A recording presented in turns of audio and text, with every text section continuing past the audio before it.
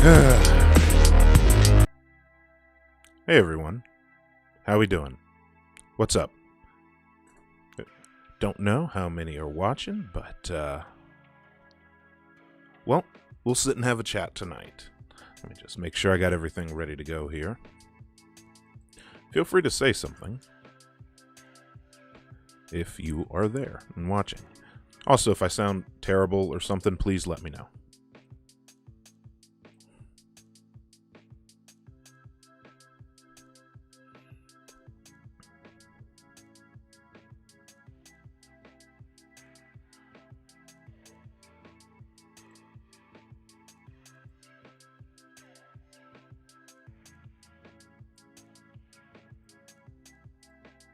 You know what? We're just going to adjust that a little bit there. There we go. I think that looks better already.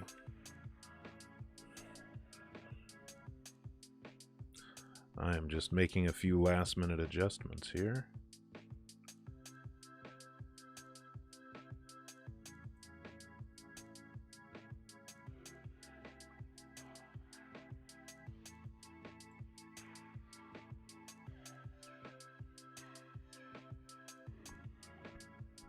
Hey, Revolution is now. Good to see you. Dan Uko, good to see you. Obnoxious Anarchist, good to see you. Volty M, good to see you. For some reason, I am not getting... Super Desmond, good to see you. How's it going today? For some reason, I am not getting my chat coming up here on my chat window. And that is bothering me. So, give me just a second.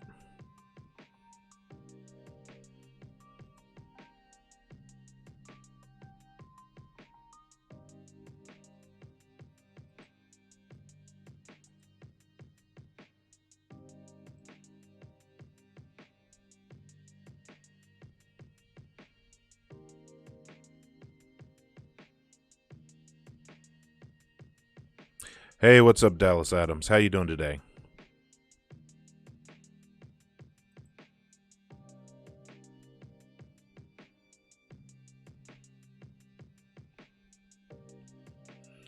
All right, let me go to my dashboard here, see what's going on. I see I got one person over on Twitch. How y'all doing tonight? Thanks for joining me. Could have been anywhere in the world, but you're right here.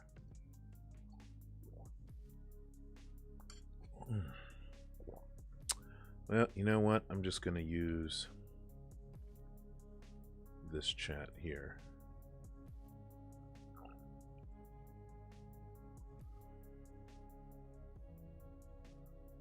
And that'll make this whole thing a little bit easier.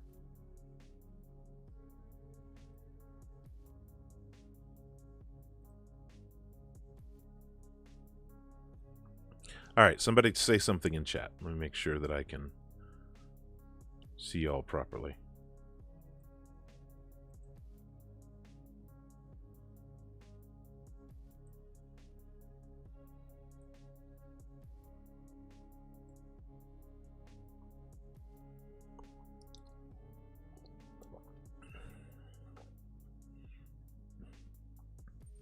Revolution is now.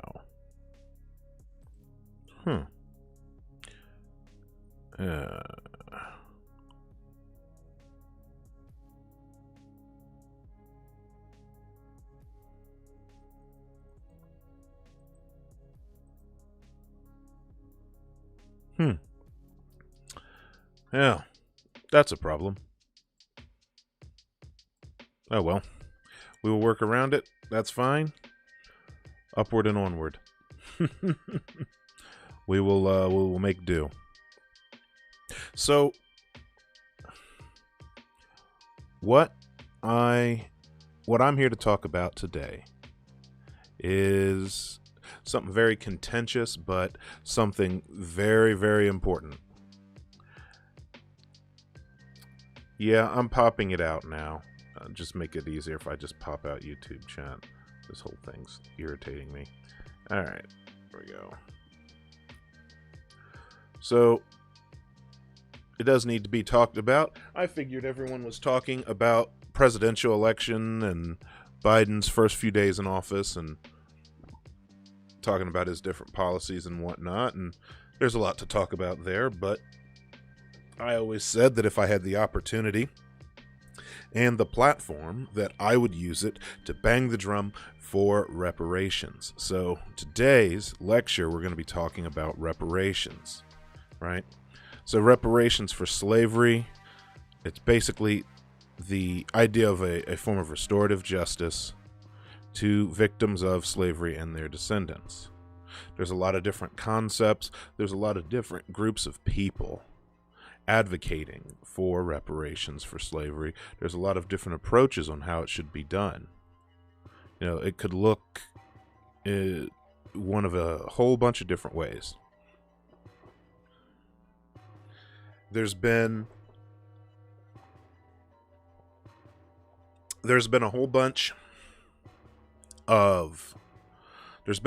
of different policies and acts and other actions passed over the years in this country's history where they could have had the opportunity to take material steps to address the disparities caused by slavery in a form of reparations, and they failed to do so.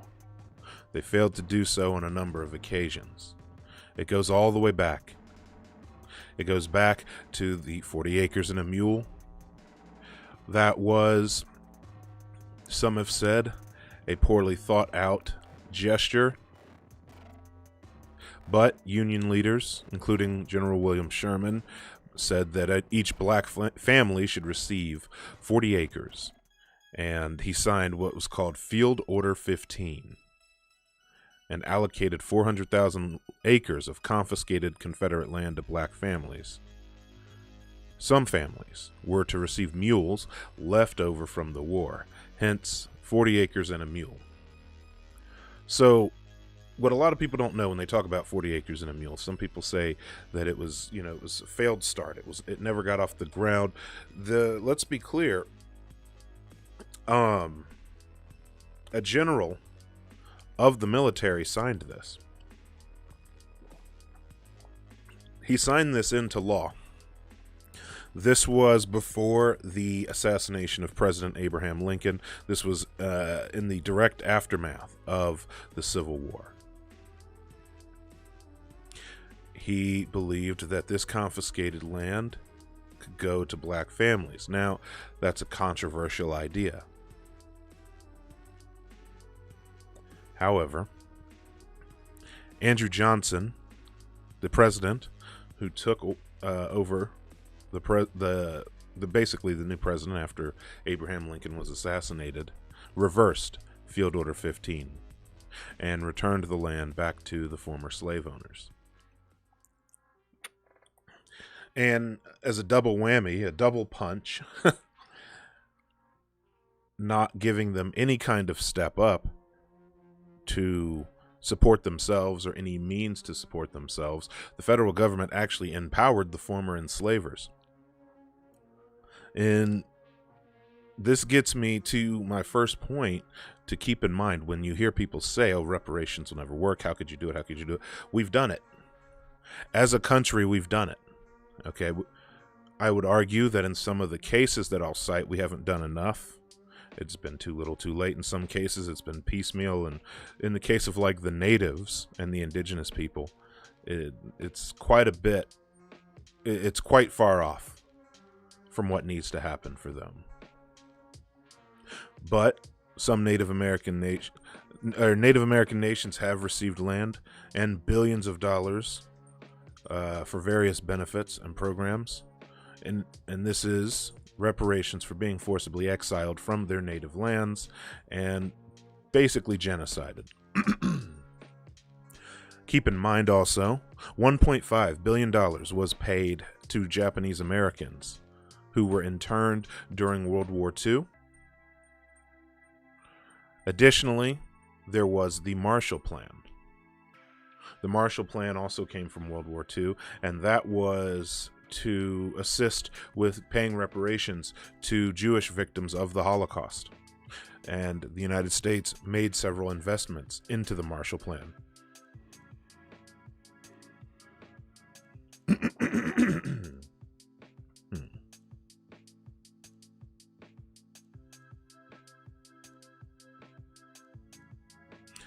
And so in 1952, West Germany agreed to pay 3.45 million Deutschmarks to Holocaust survivors. And revolution is now. There is pain tied to the money. However, reparations goes beyond direct cash compensation, and we'll get to that later. And so, ultimately, what we get after that is we get a whole bunch of missed opportunities to atone for slavery and reparations. 40 Acres and a Mule was the first one I talked about. They had the opportunity after that as well with the New Deal. A lot of people had the opportunity to own property and build familial wealth through home ownership. That home ownership is the number one indicator of future wealth and generational wealth in the United States. So the New Deal was a program that allowed the United States in a financial boom so rare, many economists believe it could never happen again. The United States came out of the 1929 stock market crash, and yet they were able to propel themselves to that of a superpower after leaving the Great Depression. The biggest crime to come out of World War II, or World War I for that matter, is that the United States didn't have to learn the lesson from those wars, right? They came out of those wars carrying a profit, carrying a surplus. War was good for business, and they didn't have to walk outside and see their cities leveled and see every single inch of their country touched by the devastation. So FDR implemented a series of policies as part of his New Deal legislation. Cost roughly $50 billion. And in current money, they're looking at about $50 trillion. This is an example of the government taking that money to help the people. This is a country reeling from the Great Depression. You hear today constantly, how are we going to pay for it? How are we going to pay for it? How are we going to pay for it? And we proved all the way back in the 1930s. We proved all the way back in the 1930s that we can pay for it just fine because we print the damn money. How you're going to pay for it only matters when you're talking about a country that doesn't print their own money.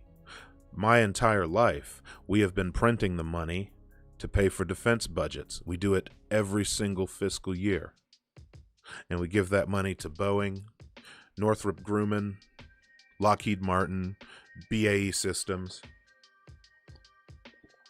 Raytheon. But you go to, I would argue, 99% of Congress, and you say, hey, you just signed a $750 billion defense bill. Give us $150 billion so we can uplift black communities and instill some generational property ownership in those communities and establish some generational material conditions. And they'd scoff at you. They'd come up with every excuse in the book as to why they can't do it. You are correct, Dan B. America entered both world wars late, but they got maximum benefits out of it. And again, minimum infrastructure damage. World War II mainly only did damage to Hawaii and our island bases. The continental U.S. sustained almost no damage whatsoever from World War II.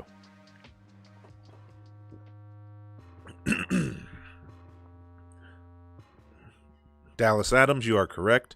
The human cost of World War II was pretty massive, but do keep in mind we took a hit.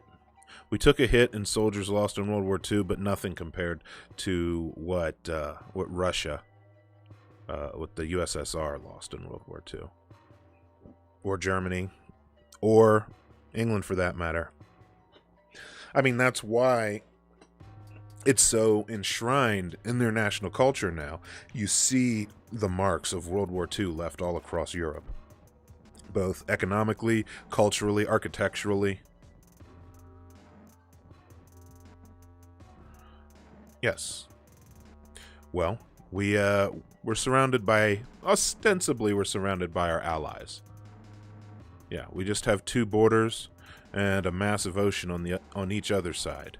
And these two borders are shared with allies. I would say strong allies. So,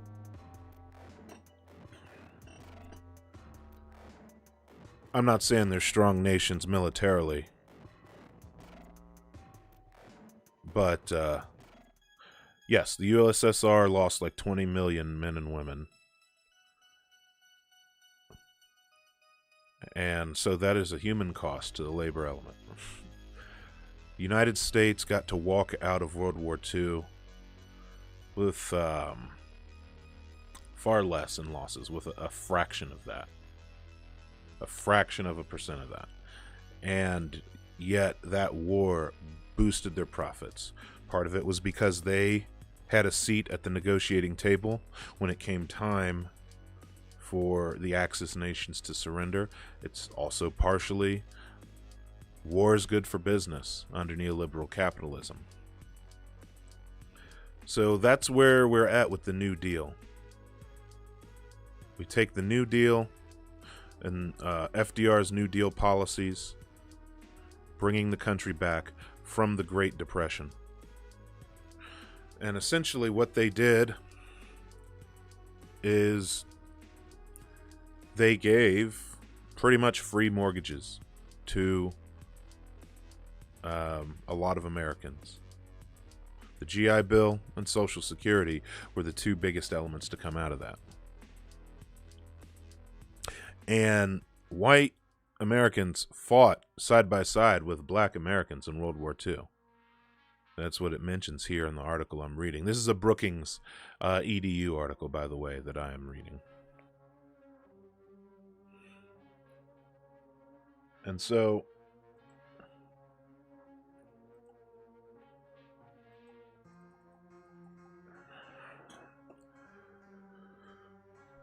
when the fact that you had black men, white men, Hawaiian men, Mexican men, you had everybody of all colors fighting in World War II. And yet, the only ones who couldn't redeem their post-war benefits were black men, or black men and women. They fought in the same war, they stood in the same trenches, they flied the same fighter jets, or airplanes, excuse me. They dropped the same bombs. The GI Bill was mandated federally, but it was implemented locally, is the biggest problem. So, the federal government issued the GI Bill. It was federally mandated, and it was sent out to everyone. And honestly, the military kind of beat a lot of institutions on desegregation. They're often mentioned for the fact they're often noted for desegregating before a lot of other federal institutions. However, the suburb was not open to black residents, as Anarchistara says there. Hello and welcome to the stream. So, racial housing covenants and redlining, that's where all of this comes in. All the local municipalities had red lines. You go to any major city in this country. I'm broadcasting out of stolen land in Cincinnati, Ohio, but you could go to Columbus, Cleveland, New York, Pittsburgh, Boston, Baltimore, Washington, D.C., not as much in the South, but some in the South too. Miami, Florida, Tampa, everywhere except for a number of cities in California. But you go to all these major cities, you can look in their halls of records, you can find these redlined maps. They're there. This isn't a conspiracy theory. This is plain as day for the whole world to see.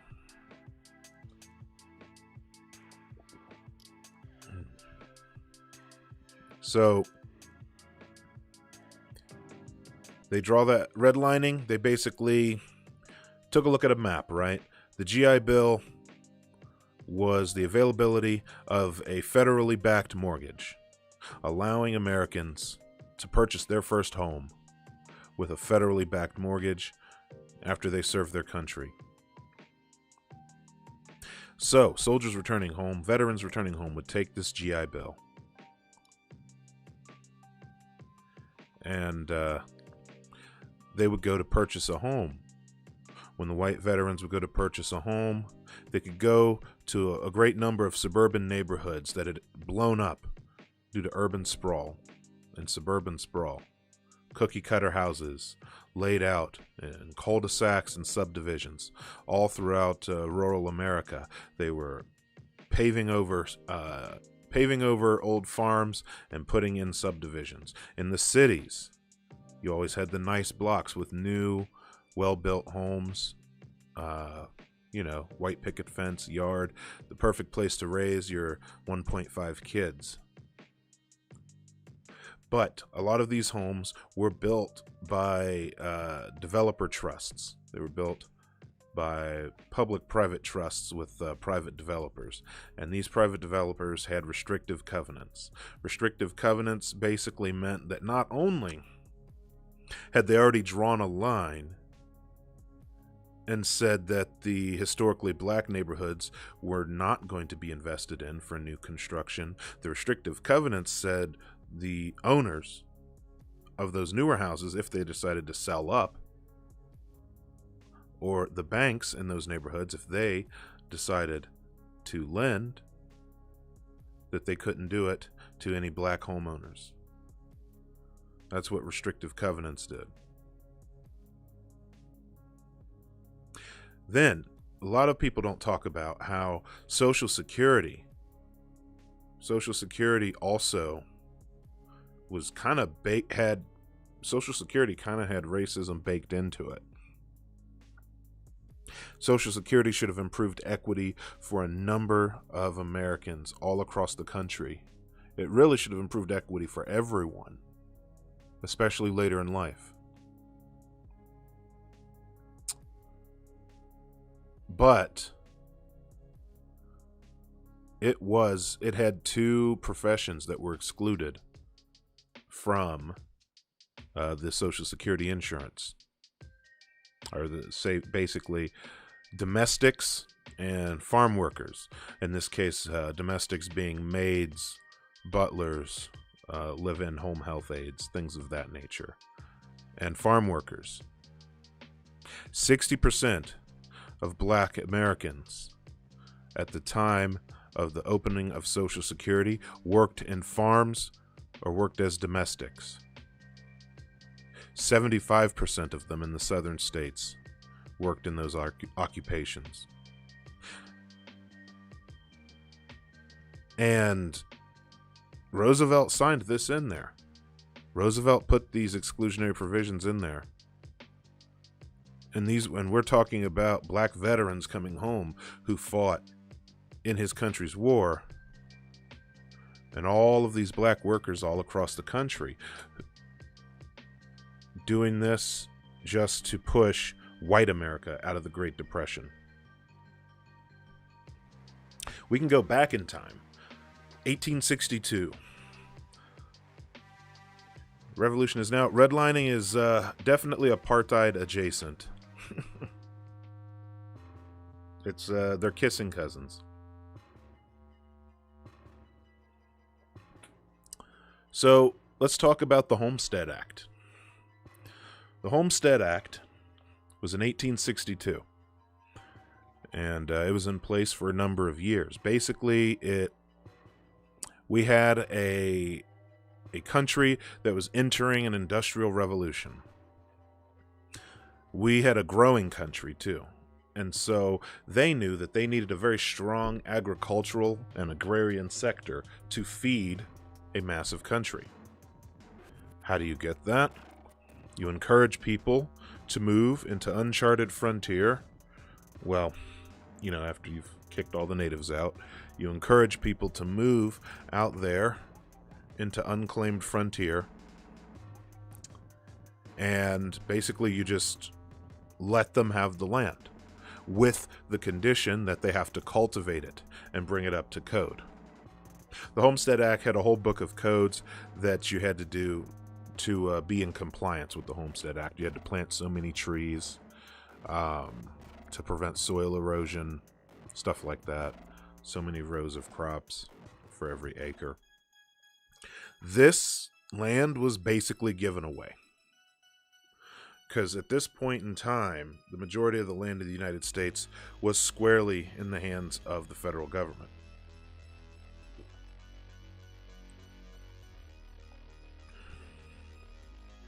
So you can see where the problem would arise, and that is that for some reason, no matter what happened at every homestead outpost set up by the federal government, wouldn't you know, black applicants kept getting turned away.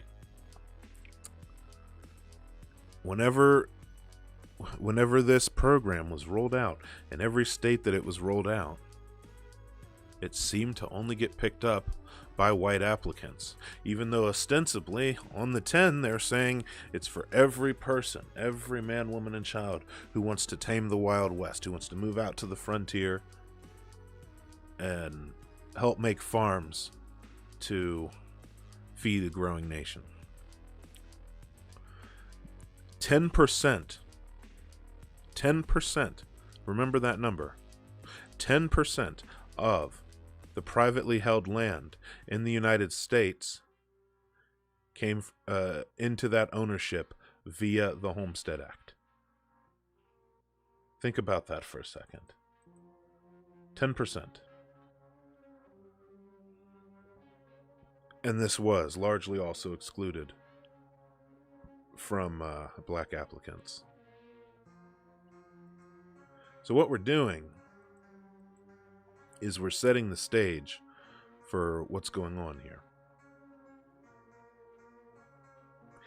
I do want to ask, is anybody getting a lot of excessive buffering? Is everybody's stream quality good? It's giving me a nasty warning message here. Because it's not a stream if you're not having system issues.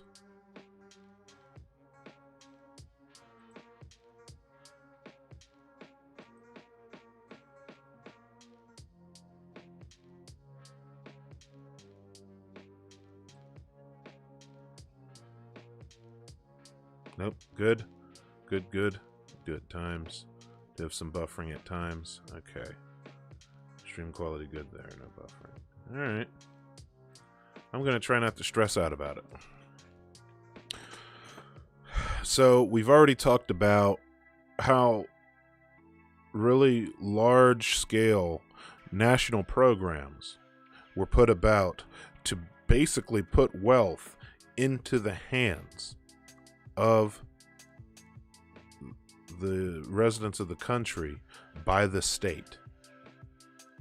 This went at direct odds with laissez-faire capitalism. This was a whole lot of interference from the government to try and guide the hand of the market. And yet, black people were held back from that repeatedly.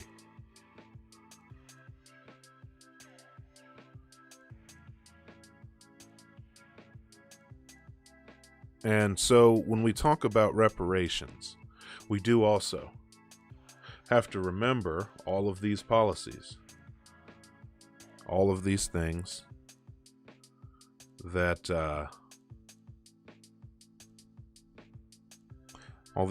have led to the wealth disparity of black residents. So, and that's not even getting into all of the financial impact from disproportionate arrests, disproportionate incarceration rates, disproportionate conviction rates. That all plays a role as well. I gotta stop hitting that mic. All right. So,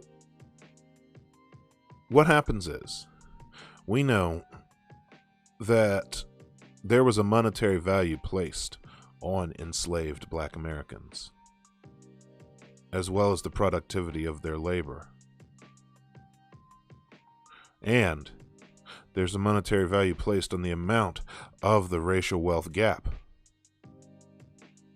We've seen other groups receive restitution from the federal government, and they pulled back reparations for Black Americans. So, listen. Hey, a Christian anarchist, how you doing today? I am an anarchist, so I know the state is cringe. The executive branch is cringe. We have a long way to get to that future that I want. But if we're going to have a damn state, if we're going to have a federal government, they need to fucking pay up.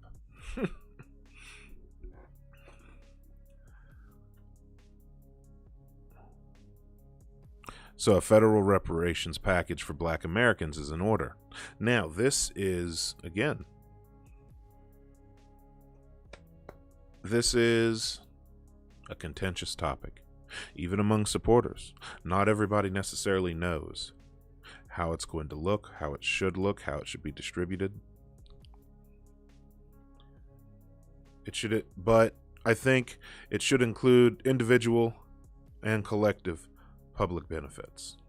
So I'm going to go over a couple examples of things that I think reparations should include.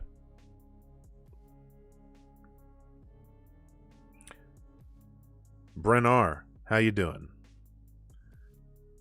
Hey, amazing. Deep Fat Fried, amazing atheist fans referred me to your channel. What? Fans of the amazing atheist watch me? Hold on. What?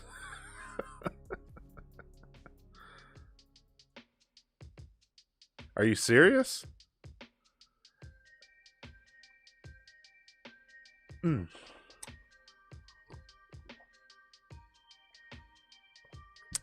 Man, I would love to know how I wound up on the Amazing Atheists subreddit. Someone linked to me. I am totally not going to go looking for that. Oh man, that's blowing my mind, and I'm fucking sober, and that's blowing my mind. Man. Man. Deep Fat Fried subreddit.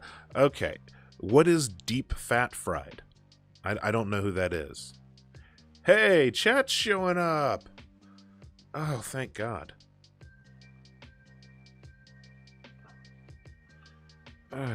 Ultra left, you're probably not aware. Yeah, hey, what's up, person one? Welcome to the chat.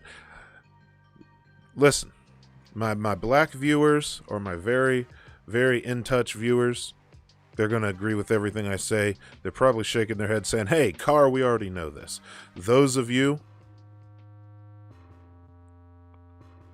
who are just dipping a toe in this, this is going to be extreme. But hey, we're talking reparations, person one. So before I get to what's up, Super Desmond? Yeah, I got distracted. I know. Unmedicated ADD. Sue me. So when you talk about reparations, we need to talk about now what we have going for us. HR 40. So let's talk about the HR 40.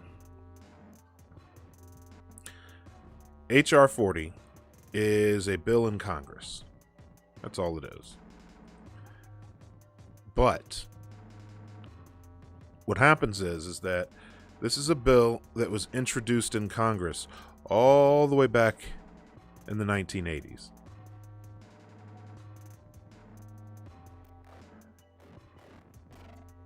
So the H.R. 40, the overview, and I'll go ahead and share this here. The Commission to Study and Develop Reparation Proposals for African Americans Act. A lot of people don't know that a bill to make a commission for reparations has been on the ballot since the 80s, right? So it was introduced. It was introduced by a congressman a number of years ago. Just about every year it has been rejected by the House. And every year they keep submitting it. They keep asking for co-sponsors. And they reintroduce it. Sheila Jackson Lee, the representative for Texas's 18th Congressional District, registered as a Democrat, introduced it last on January 3rd, 2019 at the 116th Congress. It had died in a previous Congress. It did not receive a vote. Yes, person one, you are in the right place. So, H.R. 40 is not even any kind of specific policy yet. All H.R. 40 is asking to do is establish a commission to study and develop the reparation proposals, because there's a lot of proposals out there. There's several, and this is, generally speaking, how something like this is going to go through Congress. You know, it has to go through the House, and then it has to pass the House to be brought to a vote in the Senate or be sent back with revisions. But and when we're talking about something as massive and far-reaching as this, generally speaking, they need to create a commission. A commission's going to be headed up by a committee, a House committee made up of representatives. That committee is then going to weigh the proposals. They're going to look at all the different proposals, and when they find a proposal that they feel will pass, they are going to draft a bill. That bill that they draft, they're then going to introduce on the floor of the House. There, it's going to get called to a vote. If it gets a vote, if it gets voted in, it gets sent up to the Senate for a vote. So, to finish reading the overview, it was to address the fundamental injustice, cruelty, brutality, and inhumanity of slavery in the United States and the 13 American colonies between 1619 and 1865, and to establish a commission to study and consider a national apology and proposal for reparations for the institution of slavery, its subsequent de jure and de facto racial and economic discrimination against African Americans, and the impact of these forces on living African Americans, to make recommendations to the Congress on appropriate remedies and for other purposes. The bill's titles were written by its sponsor.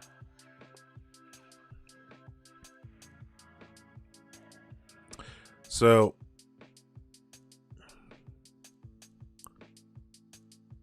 what happens is, this has been getting introduced since the 1980s. As it says on here,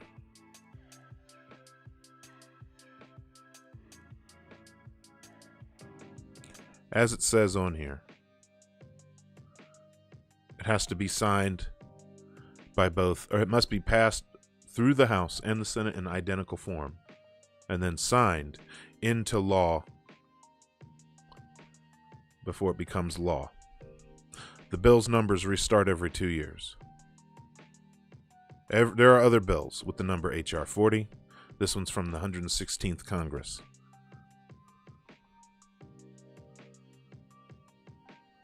So, I see some questions in chat. Person 1. Reparations. So, here's the best way to put it. In a broad sense, it's money, but I feel like what you're actually asking is reparations cash? No, not just. Cash compensation is part of it, but reparations can also mean more wealth and a correction of existing disparities. So, right now, in the United States, do any of you know what the median wealth is for a white household? The median wealth for a white household in the United States is $174,000. The median wealth for a black household. Does anyone know the median wealth for a black household in the United States? The disparity is so great, the median wealth for a black household is $3,800. So,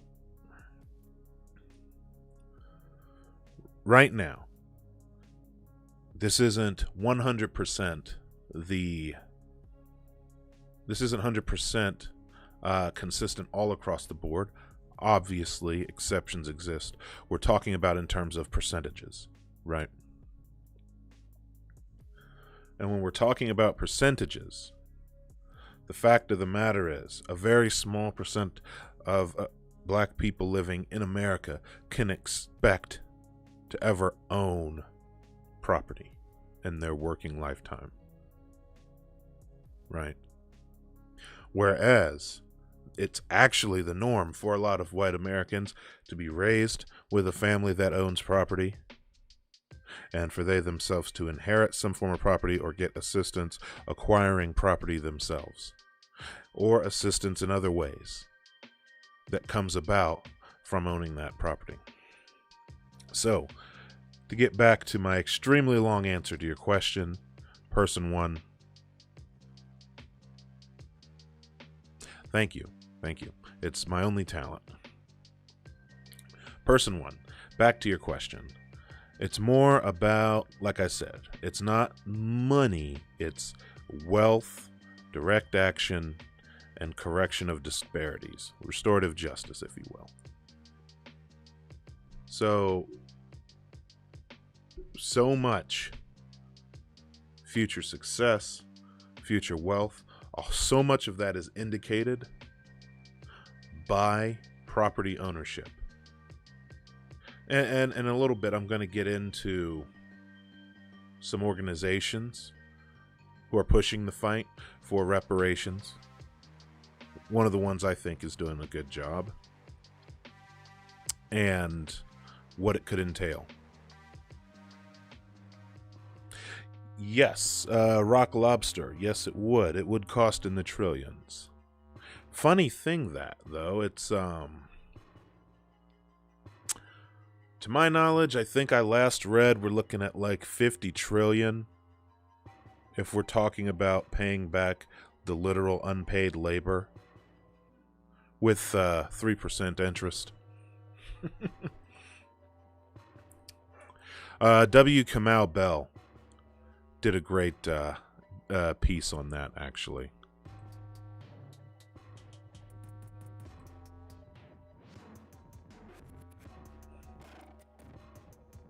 A lot of people make the argument that there are lost wages. There's an argument for lost wages to be paid. And for those of you who are collectivizing workers, that might be where you tap into this particular movement.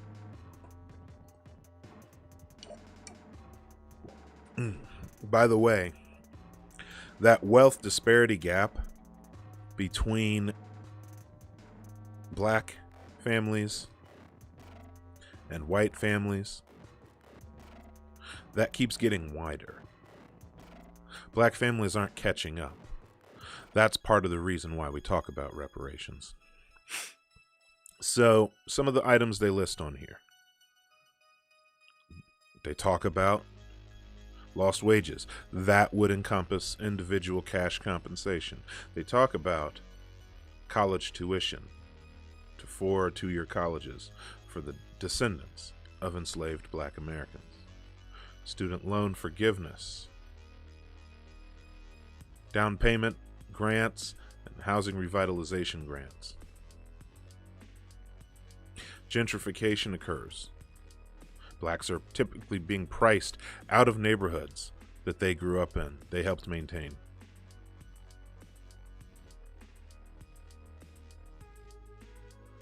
Oh, it's a huge bill, but it's a damn long time coming. You look at the billions that were put in to setting up programs like the reservations. You look into the money that was put in to compensate the families of Japanese Americans.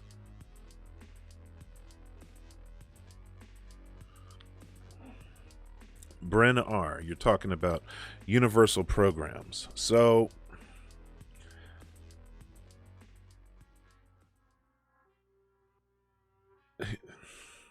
here's what I will say in that regard. Oftentimes, we do, as leftists, fall into that trap. Here's what I think, though. We're not just talking about bringing people up to a level of parity. We're talking about a debt that is owed. We're talking about, as what Dallas Adams mentioned, lost wages, unpaid wages, pain and suffering, dividends for unpaid labor, stolen land, death, rape, emotional turmoil, all of that. So, when we talk about those universal programs, the other issue, I think, is if we have a state and we have a government, that's already its damn job. It's already, and that's the thing. I don't want reparations to just become the government doing what it was already supposed to be doing the whole time. You know? Talking about investing in the schools, paying the teachers in inner city schools more, fixing up the schools. The government's already supposed to be doing that. Talking about fixing up the houses, investing in the neighborhoods, fixing the streets, all of those things.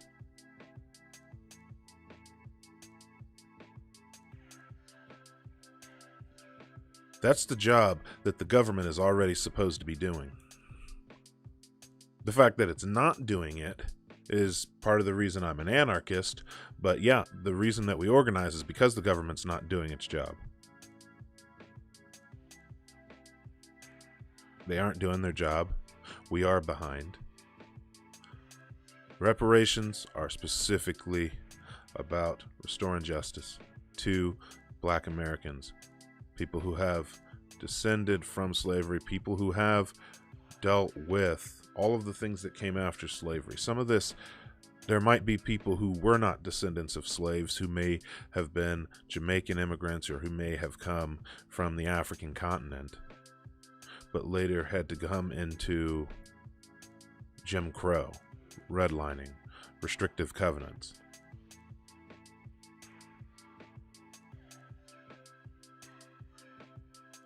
I agree with you, Christian anarchist. We have to talk about specific terms. The fact of the matter is that a special effort, an effort, not just neglect or apathy, but an effort. Because despite the fact that we're under neoliberal capitalism, a special effort was made to kick Black people down the ladder. Okay? Because, listen, that labor and financial boom that we had after the New Deal years, it would have been supercharged if Black Americans also had the ability to put into the economy and to pay into the economy, just like all the white veterans did that came home from the war. If they had the means to build up that generational wealth just alongside the white Americans, that would have done nothing but fueled the economy. They would rather take a hit and leave slums and struggling economies all over the country, struggling job markets, than just give black people the same freedoms. I glossed over restrictive covenants, person one, but basically, restrictive covenants and redlining kind of go hand in hand. Let me put this on the self-focus here. So, restrictive covenants and redlining kind of go hand in hand. Basically, no. A restrictive covenant is a contract on a piece of property that says it can't be sold to a black owner. It can't be sold to a black person. Redlining was lines drawn through cities or districts determining which areas would not be targeted for investment by banks, construction firms, government grants. I've seen so many worse usernames. It's okay. Do you see the difference though that it makes?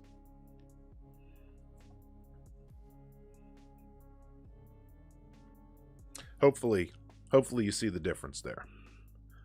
Man, chat is going really slow. I must be on a huge bet. Reparations should be like paying back wages and workmen's compensation for death or injury. So here's the thing. I'm going to take it a step further since we've gotten this far on the topic. I was going to cover it later, but I'll go over it now. Reparations is not just necessarily about liquid assets or investment assets. I think that if we're going to talk about reparations, we could. It's tea. It's chamomile tea. It's for the silky smooth voice. Last time I was having bourbon, but if anyone was here on the last stream, I got a tad too drunk. So, hey, Slevin. We're talking about it. You came at a good time. So, and I'm going to get into NCOBRA. But I got to talk about one of those great organizations that all the leftists love to talk about. We're talking about the Black Panther Party for Self-Defense, started by Huey Newton and Bobby Seale. Vali, welcome to the stream. Slevin, welcome to the stream. Meme Spam, I never said hi to you, but welcome to the stream. I am a little bit less educated on Rojava, but I like how they caucus a lot of their organization, because they know that, like, given the nature of where they are, they could do to be organized and collectivized, but also allow a space, for instance, for the women to control the conversation, allow space for LGBT people to control the conversation, stuff like that. That's sort of I don't like to expound upon my weak spots in knowledge, because, you know, there's enough streamers that do that, and I feel like you just, a lot of people on this accursed website could really just do to find their lane and stay in it. How will we stop them from gutting affirmative action if reparations came through? Wouldn't we at least need a federal jobs guarantee?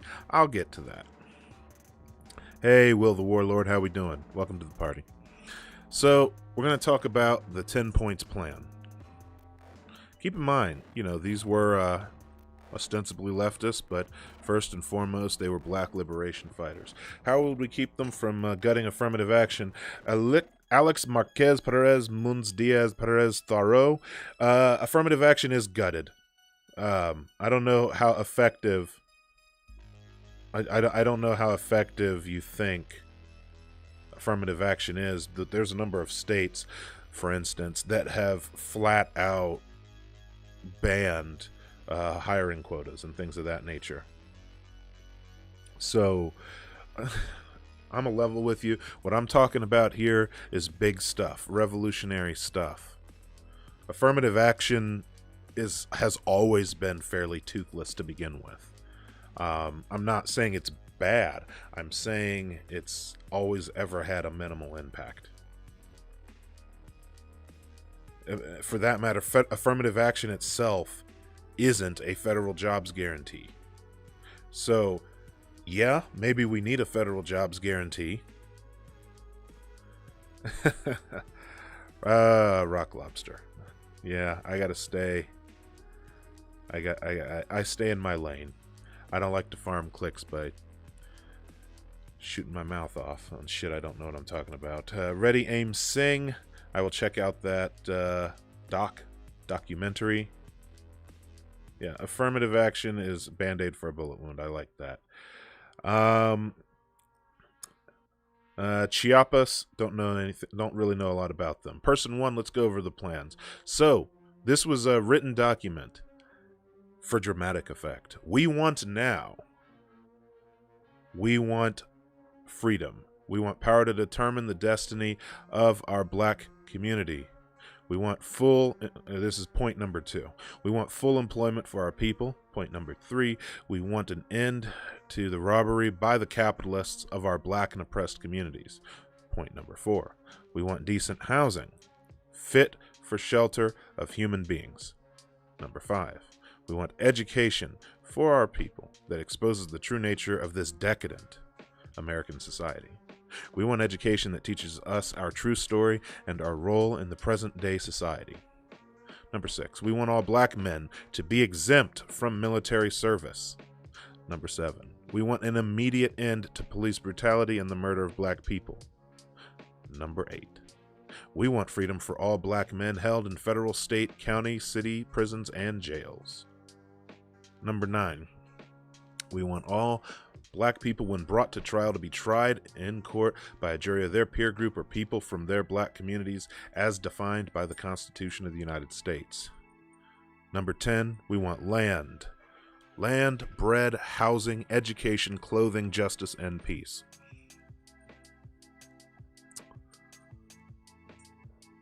I like that one a lot too, Brennar. So,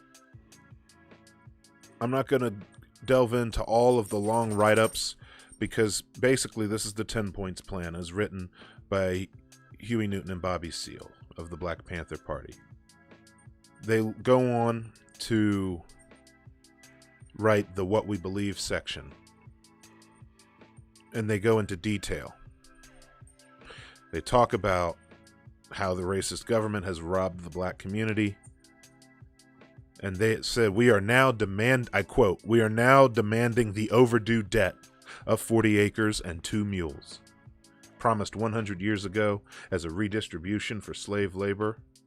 We will accept the payment in currency, which will be distributed to our communities.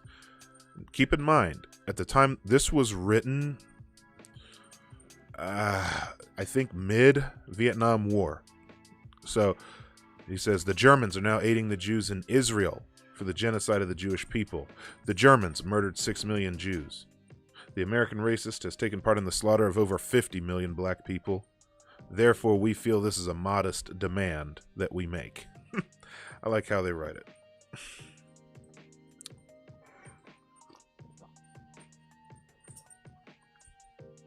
But some of these points I agree with, and I think a lot of these points could set the basis for what actual reparations would look like, not just forcing the fucking government to do its goddamn job.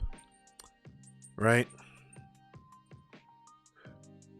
They wanted to end the police brutality in black communities by organizing black self-defense groups and removal of the police from the black communities and an armament of all black people for their own self-defense.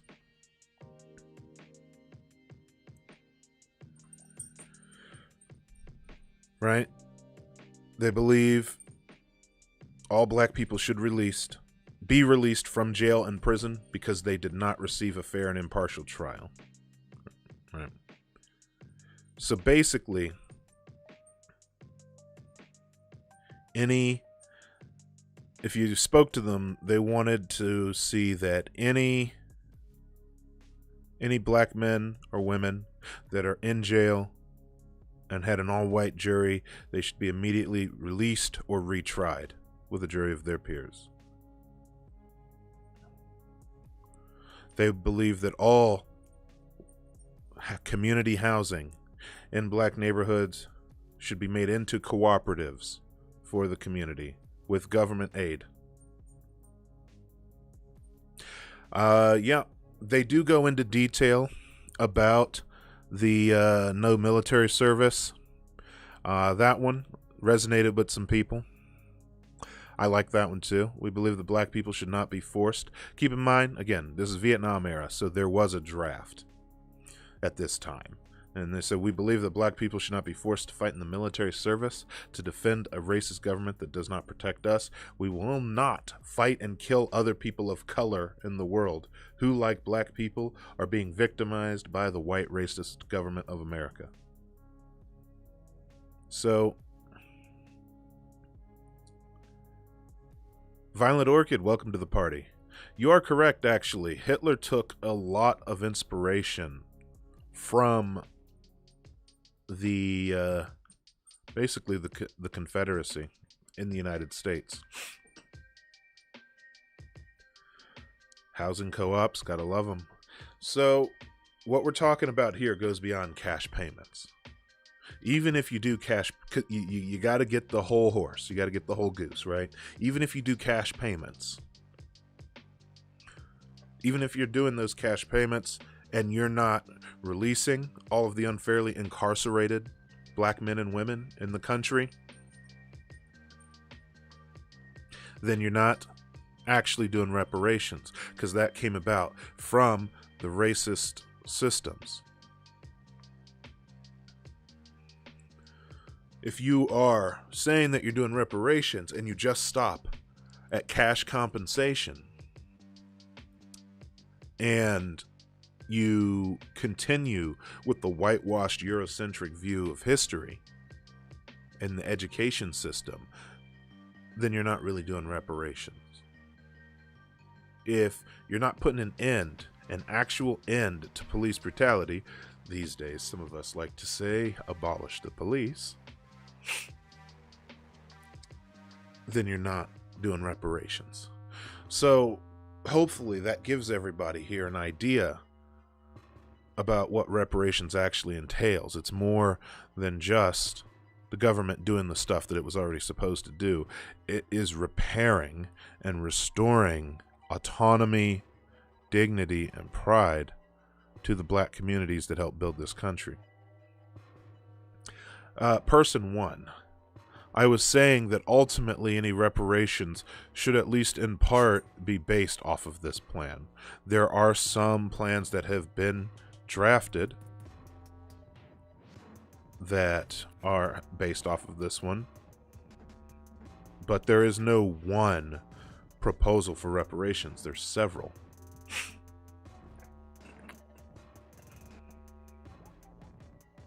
Lost investment potential of previous generations. Any way you want to slice it.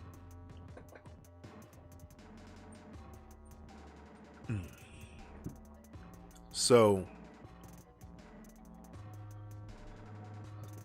hold on a second. Glad to see chat actually coming through finally.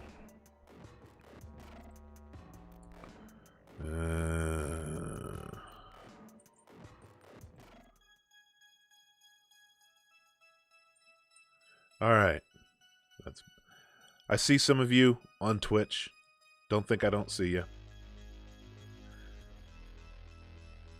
Dorian Sapiens, thanks for joining us. Merc, what's up?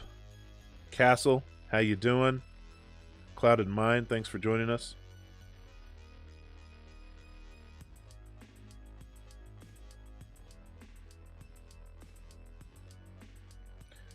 Dat Creeper, thanks for the follow. Hit up some of these follows. Bantu Otaku, thanks for the follow. Hey, Uncle Luck, what's good? Person 1, thanks for tuning in. Last stream I was on was a game stream. I was playing and we were kind of just riffing with chat. But, you know, today I figured I would actually do a real lecture since I haven't done too many of them recently. I'm sorry that I was missing Twitch chat, gang. For some reason, my Restream chat app was not working properly. Collecting reparations via stream now. Yeah, Birchalac, that's exactly what we're doing. Listen, the federal government might take a long time to get around to reparations, but if you want to pay me reparations, you can join the Patreon. Shameless self-plug. We did it.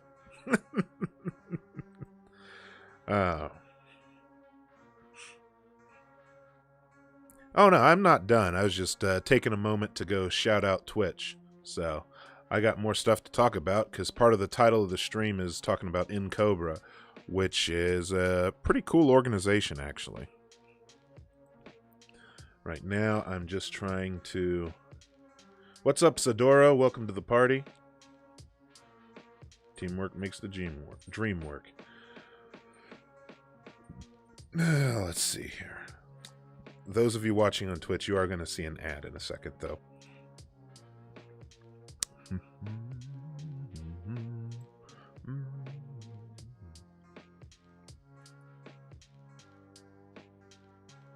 All right, let me just mess with this here real quick.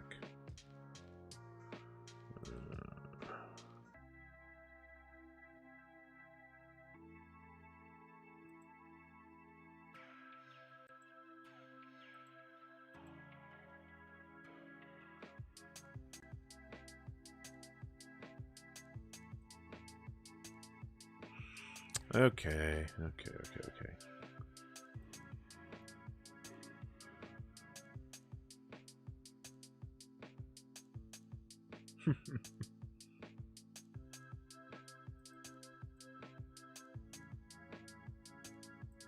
Sorry, I'm just taking a look at the... I've been having a lot of stream issues. What's in Cobra? I'm glad you asked. Shut up, Birchalac. You don't have to watch the ads anyway.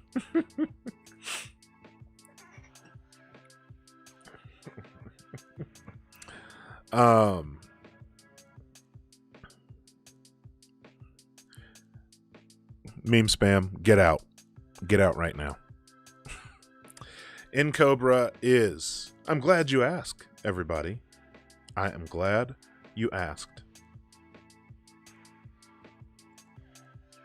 So glad you asked, as a matter of fact.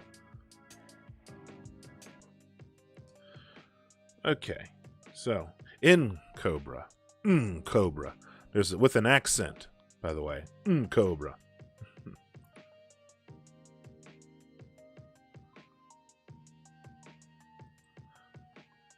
No, Merc. I'm on YouTube, Merc.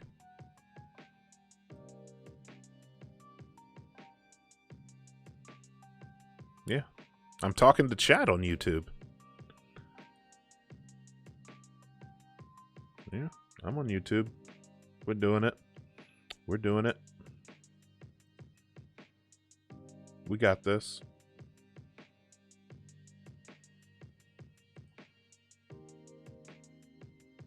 I am having bitrate issues, though, but nobody seems to be seeing that. So, NCOBRA is the National Coalition of Blacks for Reparations in America. NCOBRA is a mass-based coalition of organizations and individuals organized for the sole purpose of obtaining reparations for African descendants in the United States.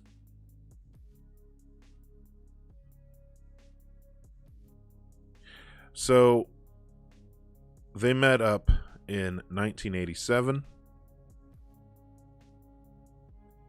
They have individual members, they have massive organizations, local organizations, chapters, affiliates, and supporters.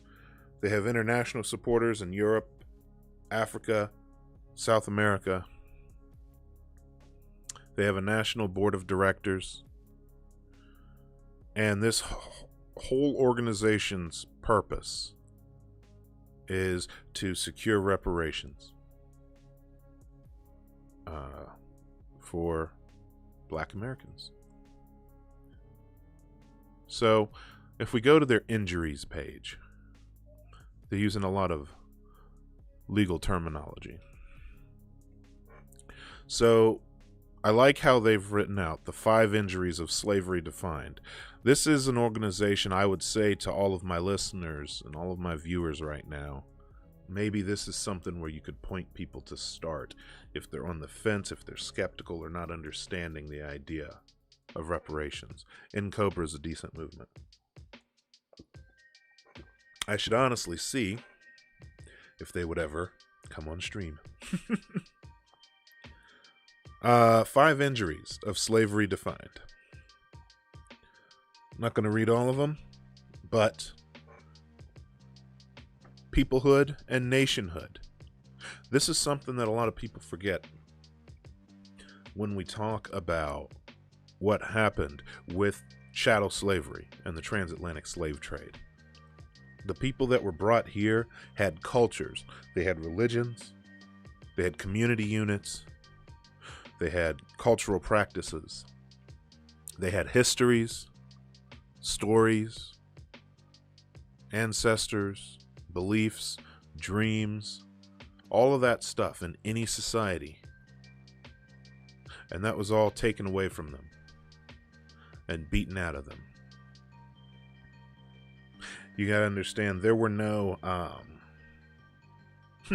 lot of records of the communities they came from on the African continent. That's not something that was kept. That started with the slave trade, onward through Jim Crow, and even to modern day. They have to fight for our right to express our culture. Appropriation of the culture runs rampant, and denial of the right and resources necessary to be a self-determining people. So that's what they talk about when they say nationhood. They also mention some of the black townships that were literally attacked by the United States. Education. The denial of our right to an education started in slavery with criminal sanctions imposed on our enslaved ancestors who learned, and anyone who taught them to read or write. Black schools have been historically underfunded and left to crumble, even to this day.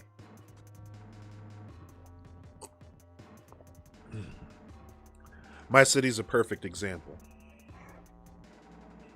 There are still schools in the city where I live that has asbestos in them. In 2021, where children are supposed to be learning, there are still schools in the city that have lead pipes in them. Mind you, this is only the schools in the black neighborhoods that have these issues. Yeah, what was that? Is that a chin hair on my mic? Let's get that off of there.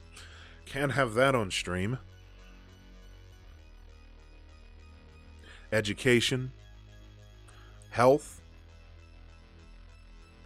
They mention the Tuskegee syphilis study. They mention a lot of the miseducation in medical textbooks and things of that nature. Criminal punishment. I don't think I need to go into that one. Wealth and poverty. Again, so that's NCOBRA's mission.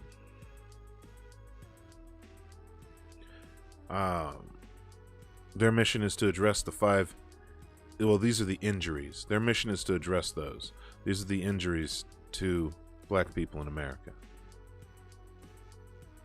So if we go to reparations. They talk about what forms should it take. They answer a lot of the hard questions that people have about reparations in a very easy to digest form. Let's go to one of the ones that I hear the most. Who should receive reparations?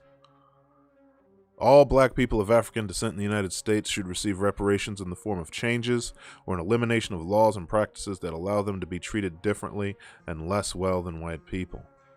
An end to racial profiling and discrimination in healthcare, providing scholarship and community development funds, supporting the processes of self-determination.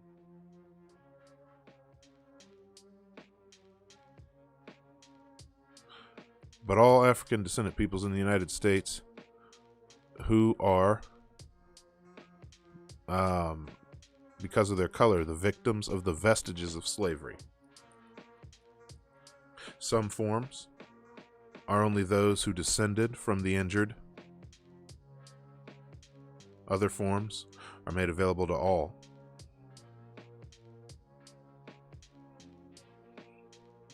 What form should it take? So, it can include cash payments, land, economic development, repatriation resources. So, status quo. Well, Flint still doesn't have clean water. Yep.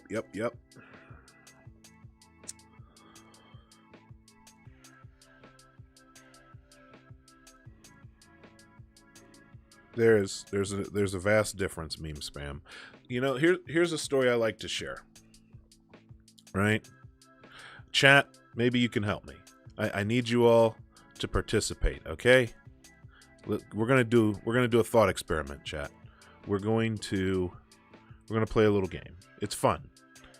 Trust me. It's good questions, because I know I have some white people in chat here, and I want you all to help me participate with something here. Let's go to self-focus here. Transition. All right. Yeah, do it. Okay. Dallas Adams, take care. Have a good rest of your night. Chat.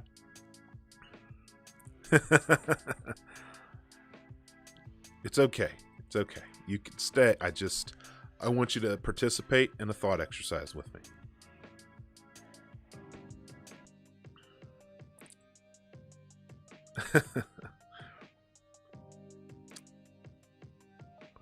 I want you all to think back. Do you know, if you're white, then at some point one of your ancestors came from Europe. Hey, what's up, Ludlow Vert? If you're white, one of your ancestors came from Europe to this continent. Do you know who they were or where they came from? Let's say that. You don't have to dox yourself or say your surname, but what country did they come from? What was their motherland? Just type it out in chat. Who was the first person in your lineage to come to this continent? Assuming Amerocentric here. I want to see the answers. I want to see what pops up. Russia, Ukraine, Poland. Oof. Italy. Thank you, Sidoro. Thank you, person one. You came from Europe to this continent. Welcome, Bryn. Welcome.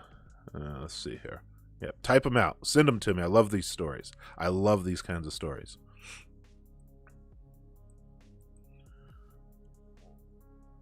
Denmark. England and Denmark. Ludlow Vert. Thank you. Blacksmith from Germany. Rock Lobster. Italy. Obnoxious Anarchist. Germany. All right. Cuba. Italy. Scotland. Violent Orchid. You're mixed. Slevin. Off the boat.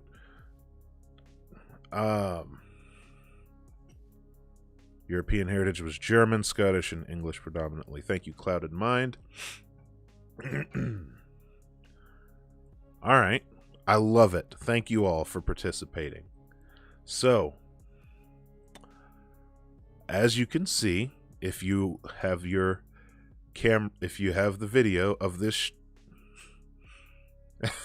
person one, knock it off. Christian anarchist, Ireland, England, France. Okay. Birchalac, grandfather, Lithuania, grandmother from Ireland. Okay. That's pretty awesome. I'm level with you. I'm not joking. I actually do enjoy these kinds of stories. I really do. Because growing up, it was so cool to me when friends would tell me, oh, you know, when I was a kid, my little kid, my grandfather put me on his knee and told me about my great whatevers that came to Ellis Island, or they came over with the first settlers, or they were Puritans, or they were Quakers, Mr. Piece of Work, paternal side, grandparents Scandinavia, not sure which country, maternal side was Poland, not sure of. All right. Awesome, thank you, Mr. Piece of Work. So, if you're watching the stream on video, you'll see that I am a black man. I live in Ohio. I have, and I'm going to dox myself, but I have an Irish last name. It sounds weird, but I actually do. And so clearly my ancestors were from the African continent. I can't tell you where. I cannot tell you what country they came from. I can't tell you what language they spoke, what they wore, what they did. See, some of you got it easy. I bet some of you have surnames of what your ancestors did when they came to the New World. If there's any Needlemen, Needlemeyers, Floxenfelds for any Dutch here. You know? Stuff like that. Coopers. I'll get to that in a second, Clouded Mind. I have no clue at all, because the history of my ancestors was literally beaten out of them. It wasn't recorded. They were dragged from their continent with no... They had no option. They had no idea of the language. They were forced to come here, learn a different language, worship a Christian god, wear different clothes, eat different food, use different names. It's dramatic, but if you've ever watched the movie Roots and you see Kunta Kinte getting beaten because he won't take the name Toby, and he wants to, you know, there's a human element there. So that's an experience I was robbed of, to be able to say, hey, this is a story of my people. This is a story of my history in this country. You want to know my oldest confirmed ancestor? Hey, that's pretty wild, Ludlow Vert. Damn. Mormon's got good record keeping. My oldest confirmed ancestor is a great-grandparent on my mother's side, I think, who was a slave. That's it. The farthest back ancestor I have was a slave on my mother's side. He was a horse groomer, and I think partly, in fact, due to the fact that he was a horse groomer, and also due to the fact that he was light-skinned on my mother's side, he was he had a bit more than most slaves did. He had some nice clothes. He got to work in the house. He had a home of his own. But make no mistake, he was property. He took care of a wealthy white man's horse. Hey, what's up? I love... I'm not reading that name out loud.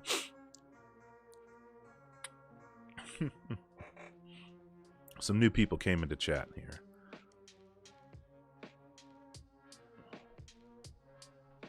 Yes, Clouded Mind, you're absolutely right. A lot of soul food, black cuisine in the United States, yet that people seem to love, was basically a survival mechanism of being forced to eat garbage.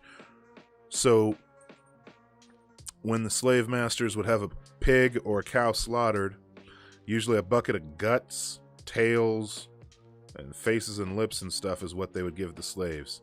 And they'd say, here, cook this up and eat it. Except for chicken. Chicken was actually one of the few pieces of livestock that they... Super Desmond 12. You understand it. Apparently, there was some Blackfoot Indian in my dad's side of the family. No, you're fine to call it black cuisine. That doesn't bother me. But yes, chickens was the only piece of livestock that slaves were allowed to own, raise, and even sell to just get a little bit of money. Yard bird, if you will. So, respect the chicken.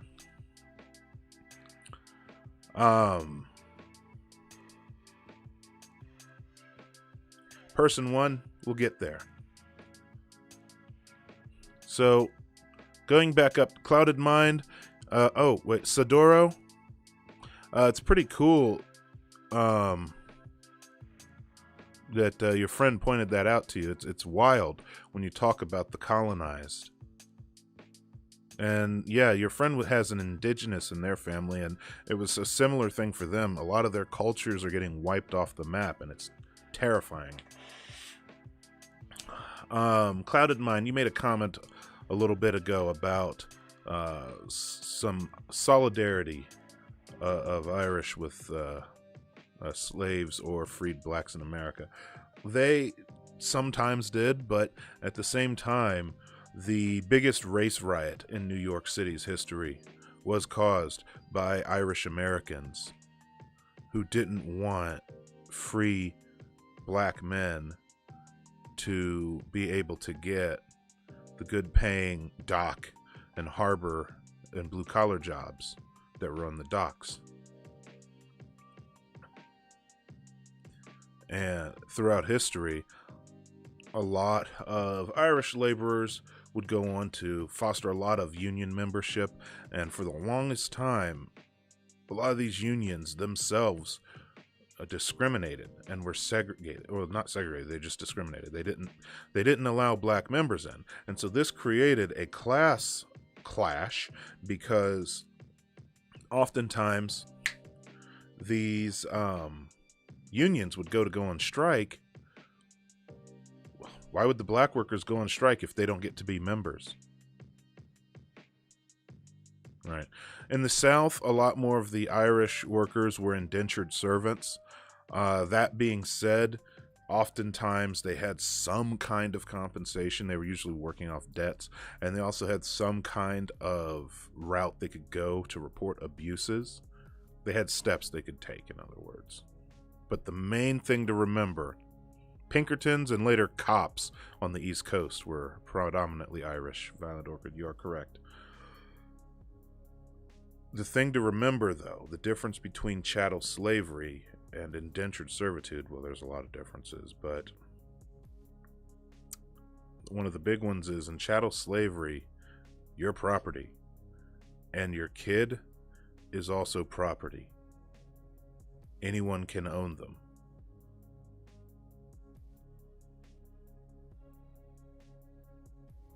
So, Mr. Piece of Work, great question. Generally speaking, you know, if you own slaves, right, they're property. You know, a slave is property just like this glass is property in my hand. So you have to, I mean, a starving slave is not able to till the fields and chop down trees. So they did feed them, right? It's just they weren't allowed to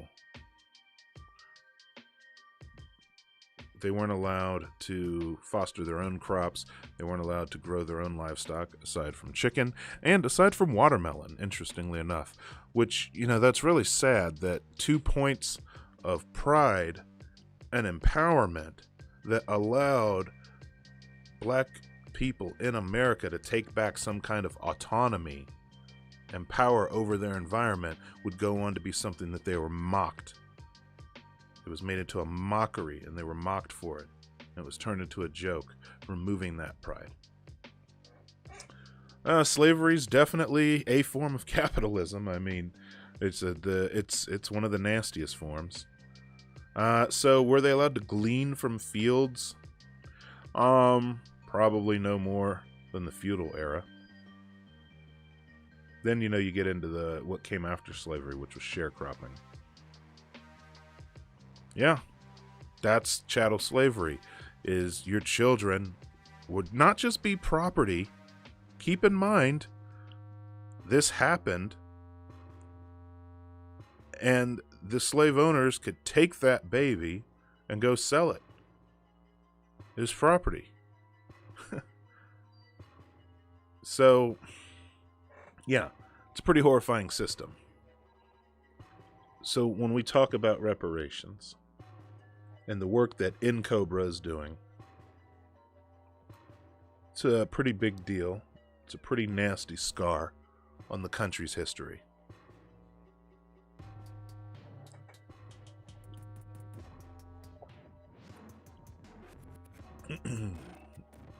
Clouded mind. Yeah, you're more or less correct. It was...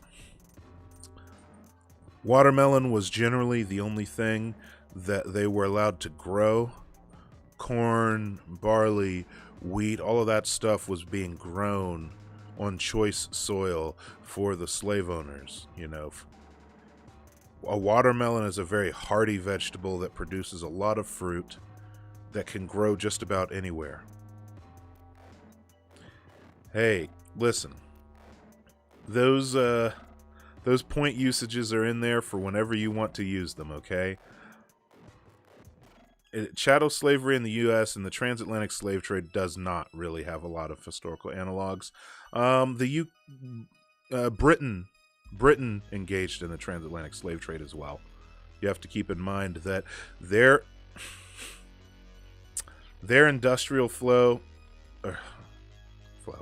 their industrial revolution was largely fueled by profits from the transatlantic slave trade. So that's why there are a number of activists in England right now who are bringing attention to very affluent and well-off neighborhoods and districts that came about because the Industrial Revolution was fueled by profits from England's transatlantic slave trade and their participation in it. I mean, large parts of Europe are complicit. Not as complicit as the fucking Dutch. Sorry to any Dutch people in the audience. The Dutch are bad, historically. Like, the Dutch, ugh. You are correct, Mr. Piece of Work. A watermelon's a big, hardy plant that grows in just about any soil, if it has rain and it's warm. Yes, fuck Pinkertons, person one. You know what's funny how the Pinkertons got started? It started with one guy named Pinkerton, and it wasn't even a security detail. He found some people counterfeiting general store coupons. Yeah, he narked to the general store on some people counterfeiting coupons, And he got so good, he was so good at that investigation that other people started hiring him to investigate counterfeiting. And then some people started hiring him for a personal security detail, since he was good at shaking people down. And so he hired more Irish thugs to shake people down. And next thing you know, you had basically a private police force of uniformed thugs. You are correct, Sarah Minar. Hey, welcome to the chat, by the way. A lot of the cotton. Keep in mind, the cotton market kicked into overdrive kind of late in the game. And that part of that's due to the cotton gin. Part of that's just due to changes in the international demand. The world didn't always have this massive market for cotton. Person one, what I say to them is that they seem to fundamentally understand the difference between slavery and prisoners of war. Yes, Birchilek, if you've got it, go ahead and send it. If you've banked your points. So loyal. Yeah, am I going to say there was never any form of slavery on the African continent? No, I'm not going to say that.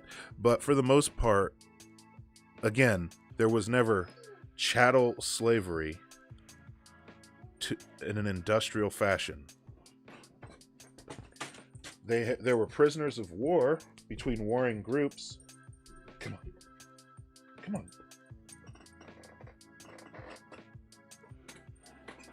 Come on, Cuddy.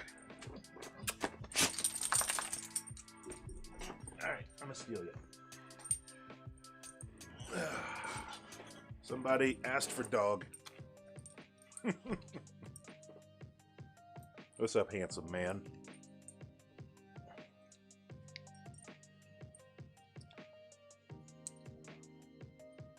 And again, when we talk about chattel slavery, he's a pity. When we talk about chattel slavery, these prisoners of war taken by warring bands in Africa, their children weren't slaves. That's the thing. Everything else that people try to compare to it, keep in mind, their children were not slaves, literal slaves. Now, another reason a lot of people get confused and say, oh, Africans were the ones selling them into slavery. No. Colonizers from the Arabian Peninsula were the ones selling Africans into slavery. Keep in mind, Egypt is a Muslim nation now. It was not always. Kemet was its own separate empire. So there is a museum in DC because there's the Holocaust Museum in the United States, but there's one called the American Holocaust Project. And that one is about the American Holocaust of the transatlantic slave trade and chattel slavery in the United States.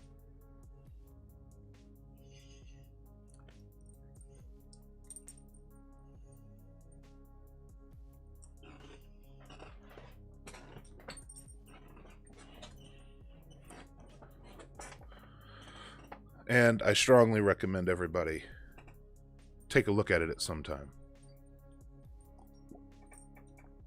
Yeah, Europeans definitely, they wanted a market, and they didn't take no for an answer to get it. Same with India. So we're talking about NCOBRA. Here's what we want. First of all, NCOBRA is an organization. They take membership. Something to consider if you're looking to reinforce your collectivizing Oh.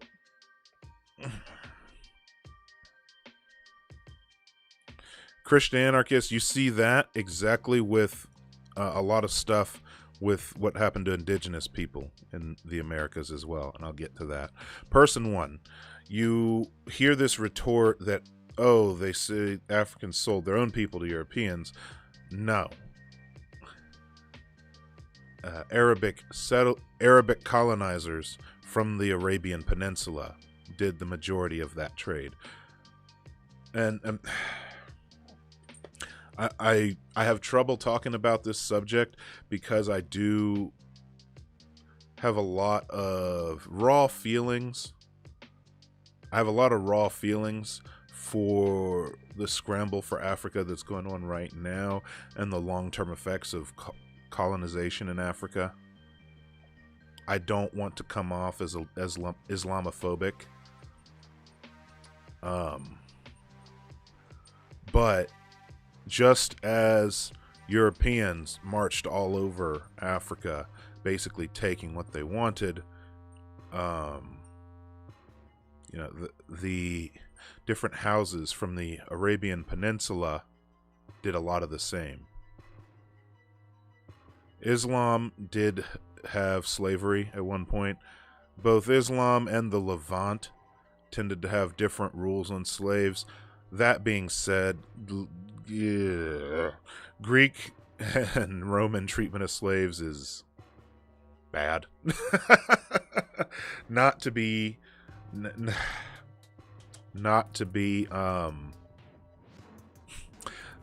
emulated at all. Keep in mind also, that very ahistorical movie 300, it's really funny, that scene where Leonidas says to the messenger from Persia, you have a lot of slaves, these are warriors. That had to be the weirdest thing in the world, a Spartan telling a Persian that they have a lot of slaves, because Persia, when they absorbed nations into their empire, they oftentimes freed the slaves. Spartan men literally only fought as warriors. Yeah.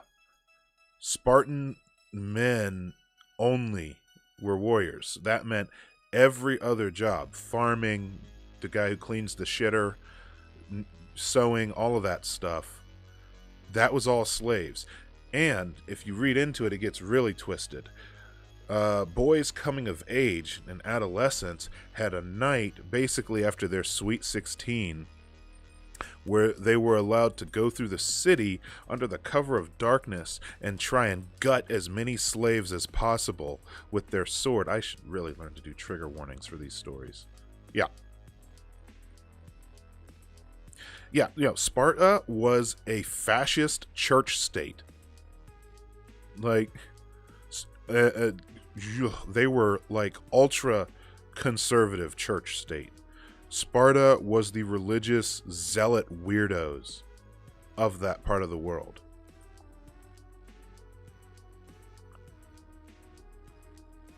Also, like they were pretty big pederasts too. Like, it's kind of gross. Yeah, Sparta, not good. They were at odds with Athens constantly. They were not heroes. They were never the good guys. So, I saw a comment up here I said I would respond to.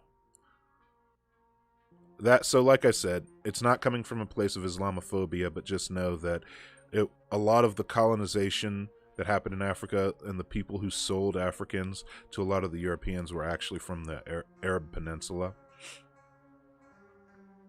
Let's see, I saw a comment here.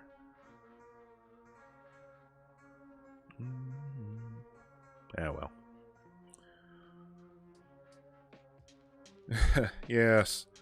Spartans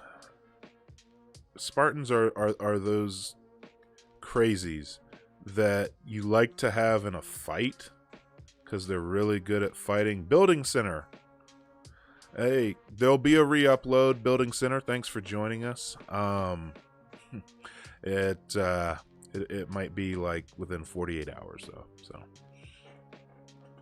And I'll make sure to leave the live chat replay on this time. Oh. I keep hitting that mic. And I'm not even drunk. So, we talk about NCOBRA. They give a lot of great updates on reparations. You know, they are big on electoralism. They have a lot of virtual town halls with some really great speakers that I think you all would benefit from hearing about. They also have a lot of agitprop for a lot of their conventions and gatherings. As you can see, they've got some really great artwork.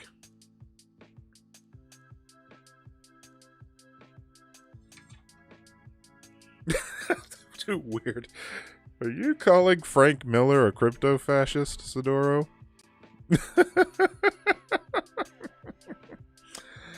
The Moors. Yeah. Not only did they invade Europe, what we call Spain was under Islam for probably 400 years. Thing about even the thing about the Moors were known for being generally pretty light-handed with like the ethnic cleansing. They generally didn't care if you were Christian or Zoroastrian or Jewish. They didn't necessarily want to eradicate other religions when they rolled in. They said, okay, that one's a steeple, that one's a minaret, that one's a synagogue. I don't know what the fuck Zoroastrians do. But yeah.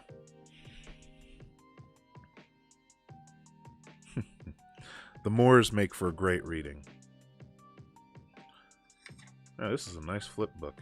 So you can get this flip book on their website as well, and that goes over their mission. It gives you a great history. NCOBRA, I would say, is one of the better organizations right now because their members and their representatives get the most headway in Congress pushing the fight for reparations forward. Persian religion.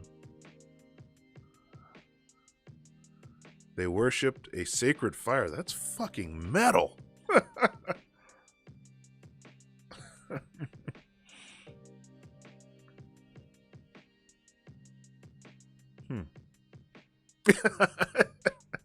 That's metal as hell. Man, I need to reconvert, leave atheism. You know, I got Satanists in my mentions, and they're trying really hard. They're putting in the work to bring me over. And I'm like, hey, listen, it's cool.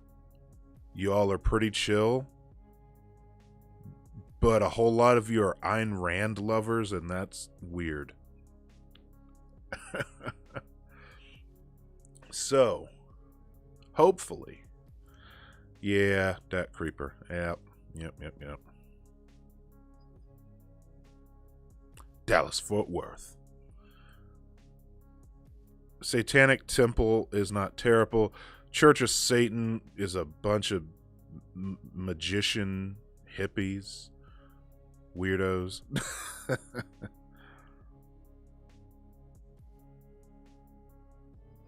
Are there still Zoroastrians? I have got to... You all got me off on a tangent now. Now I'm going to find videos. Because I need to see people worshiping a sacred fire. So now I'm looking for it. You've brought this on yourself. Mainly because I covered all the points I wanted to cover with reparations, unless there were any questions for the lecture. Well, yeah, it's a religion, but they're not theists. They don't believe... They are atheists, person one. They don't believe in deities. The only thing they get from Christianity is their name. Satan is not a person. And there is no God. The Norwegian 76 do not love his followers. I do watch Aaron Ra. He's very well read. Very calm.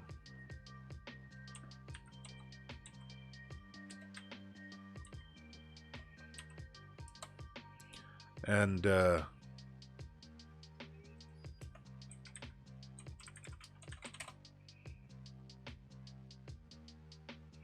so it looks like a lot of Iranians.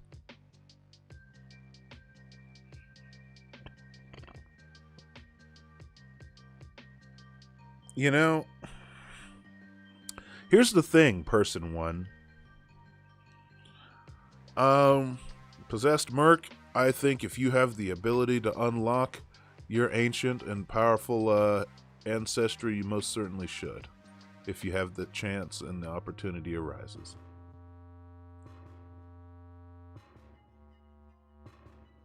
Yeah, Othello's cool. It just...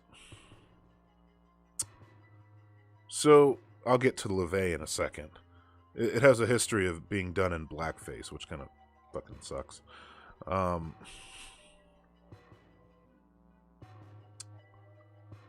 Person one, you're actually... You're talking about people chopping off their thingies and drinking goat's blood. Usually that would be Luciferians. Keep in mind, Luciferians are a thing. People who actually worship a deity with the title of Satan is a Luciferian. Satanism is a spiritual practice and religion it's an atheistic religion. Satan's not a person, and Satanists believe there is no God. So, Anton LaVey is kind of a freak. There's rumors about him. Some rumors say he cried out to God for mercy on his deathbed, but these are unfounded and largely coming from known critics of his. There was a lot of accusations of abuse against him.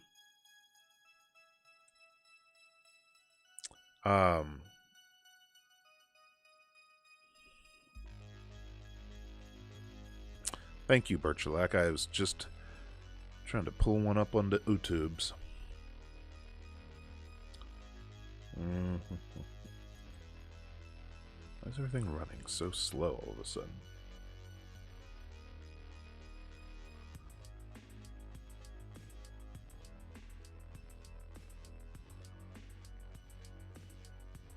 Yep, I saw that video. Who knows? Maybe I'll play it.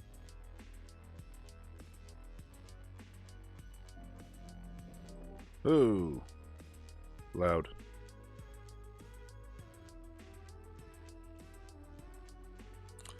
Let's turn that off. Turn that on.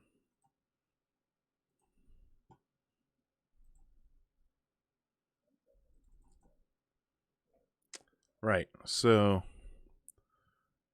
Yeah, Africa is getting a raw fucking deal, I tell you. Temple of Seth, yeah, they're not Luciferian, but they actually do worship a deity. The problem with the Church of Satanism also is they tend to practice magic as well. And that's the thing. LaVey was a practitioner of magic. He believed if it helped you, then it should be part of your practice. So I personally do not believe. I think if belief of a deity goes, then belief of magic goes with it.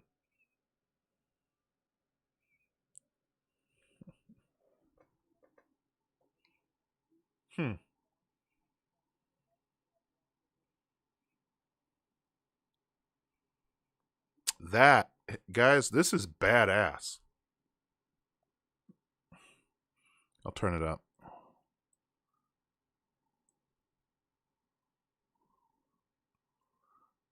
That's pretty awesome.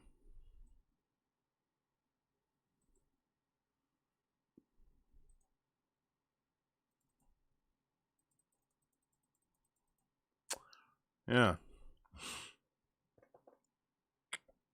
Yeah, so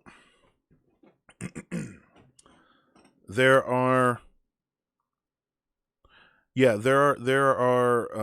types of actual Satan worshipers that see him as a either misunderstood, misinterpreted, or more reasonable being standing in opposition to a very violent Old Testament God. Brennar, what's up? Somehow we went so far off the rails. We're talking about Satanism now. Oh, I turned the background music back on. There we go.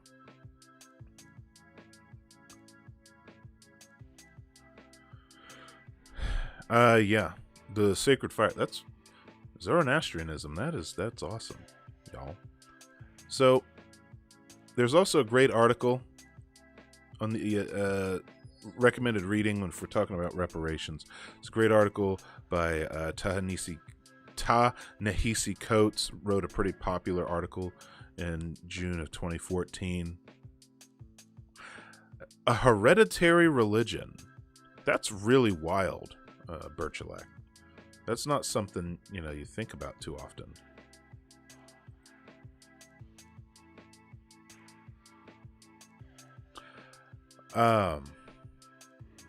Could you get me on Left Flank Vets, Clouded Mind? I would do it.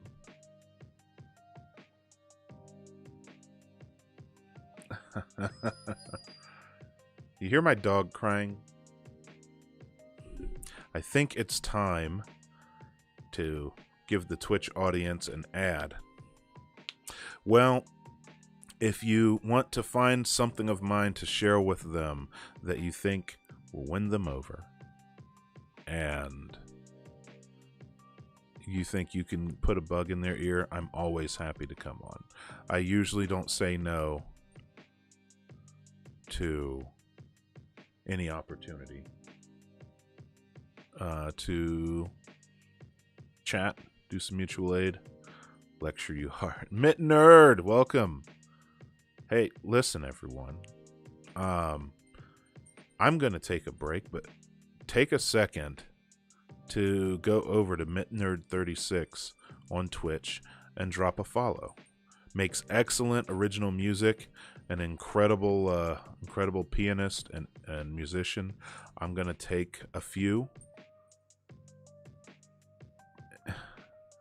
and let my dog outside.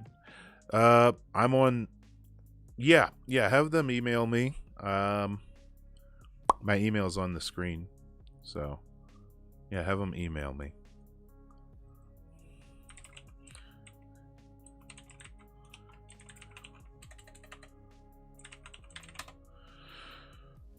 There we go. Seek. Oh, Violent Orchid. It's funny you mentioned Sikh. Sikh is super metal because their religion says that you have to be always armed to defend against all threats, both physical, mental, and spiritual, right? So, Birchelac, I would love to work with Bo. Christian Anarchist, I am sorry in advance, both for the past and in advance of the language that I use. I'm really sorry. I don't want you to go to hell for watching me. Birchelac, you getting me in touch with Bo would be incredible. I don't even know what I'd collab with him other than just ask him how he writes so well. Sikhs, right. So they all carry a ceremonial dagger. Like, if you have the opportunity to talk to someone who is a practicing Sikh, ask them if they carry their dagger. Sometimes it's just a little charm that they wear, like around their neck or something, but depending, sometimes they still have a small actual dagger. It's not even necessarily for actual self-defense. It is just ceremonial. I thought, when I found that out, I thought that was the wildest thing in the world.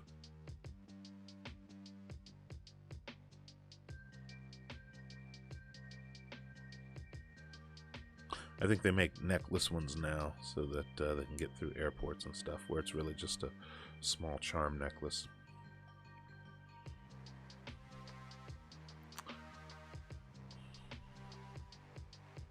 All right, let's see what we got here. Listen, everyone. What time is it?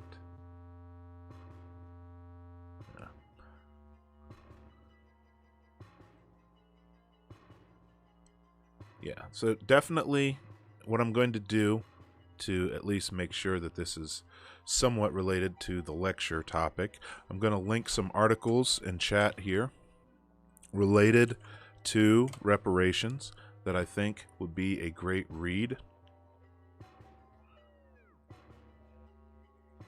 I'm going to link the NCOBRA website. The Atlantic article by Ta-Nehisi Coates. There's also this great article from the Brookings Institute. Something for you to have to share with your friends if you encounter arguments against them. I think you all will find those articles really, really good. Yes. Go, though, and MitNerd stopped in. Make sure you go and you throw a follow. Open up a new tab and go through a follow at MitNerd. I'm probably going to shut it down for the night here in a little bit. But I do need to let my dog out. So, wonder if I have my placeholder screen. Sources. Yes, MitNerd, I bring the sources. You know, it was funny because it took somebody telling me that in a DM after a couple of my videos. They're like, hey, Carr, it's probably better if you link your sources.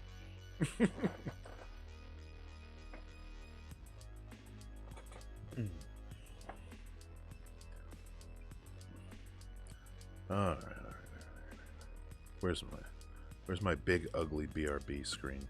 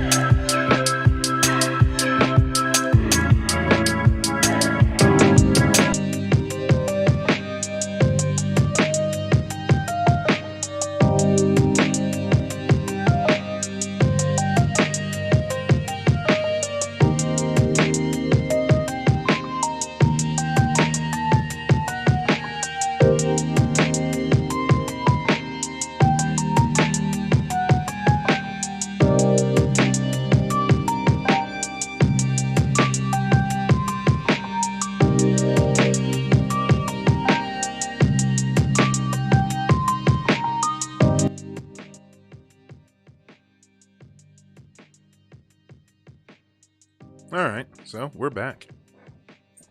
So, you know, it's come full circle. The Middle East does need to be left alone, Bren R. I wish the African continent could get left alone as well.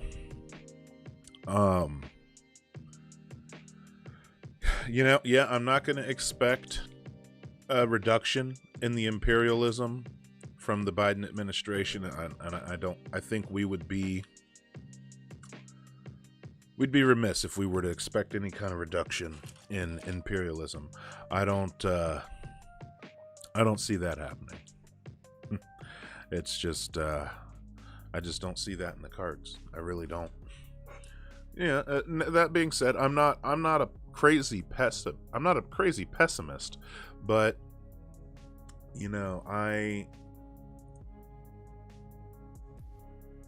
think some good things are going to happen, but we're still going to be imperialist, and it's just some good things are going to draw our minds away from all the bad shit that we're doing overseas. Am I coming through okay? Is everybody hearing me okay? Everybody hear me all right? You can hear the background music, but it's not too loud.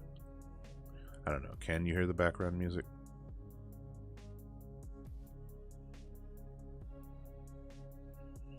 Sounds good. Sounds good. Lovely voice is clear and crisp. Not too much noise coming from my recording environment here, which I really need to put up the rest of my sound panels. So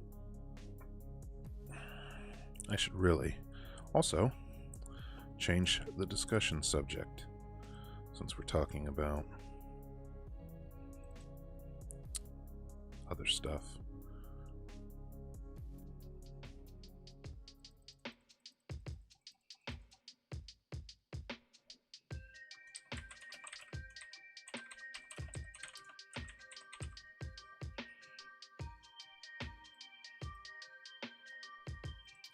Ahead and make that change.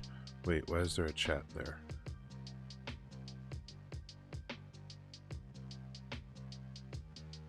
You go away. Why didn't y'all tell me I accidentally put a chat there? Ha! Damn it.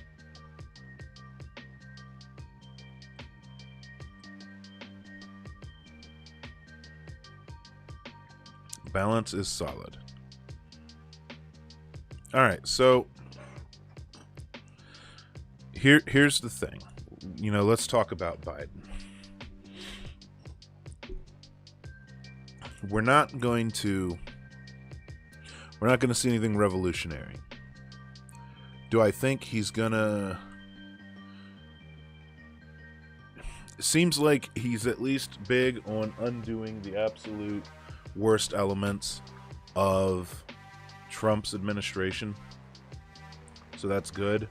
I think there's going to be some areas where he'll use the power he has to get through some things. I don't think that we're going to see a fundamental safety net in terms of financial compensation that we should be getting, so that's probably not going to happen.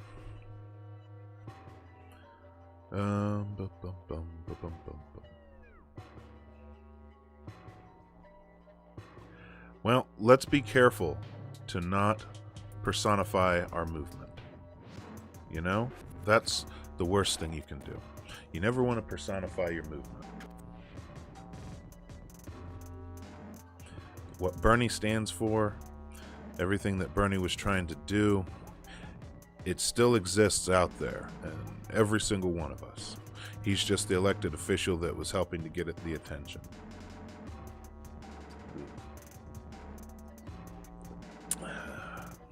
There is sediment in my tea.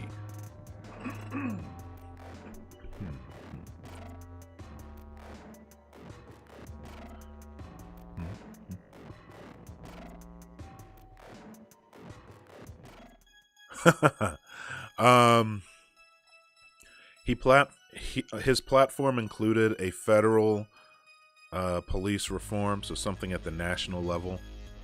So what I expect that to look like from old Corn Pop. What I expect that to look like from Joe Biden is probably we're not going to see abolish. We're not going to see defund. We might see a national database for use of force incidents and accountability. So that, I think, would be the extent of what we would expect to see from Joe Biden.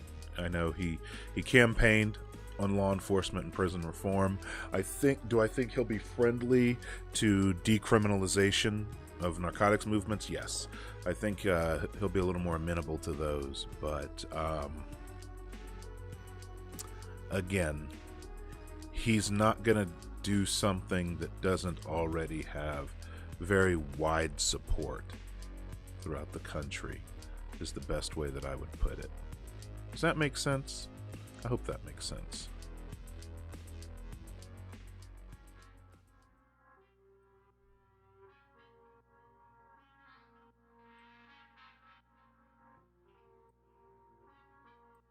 Kind of consent decrees. Intervene with the Department of Justice. Regarding what, Mitnerd? Are you talking specific cases, or are you talking procedural case law? Look, I know Joe Biden is kind of a racist. I made a video about it. So it's trod soil. But I think in the interest... Here's what I think. I think in the interest of appeasing his crawlingly progressive party,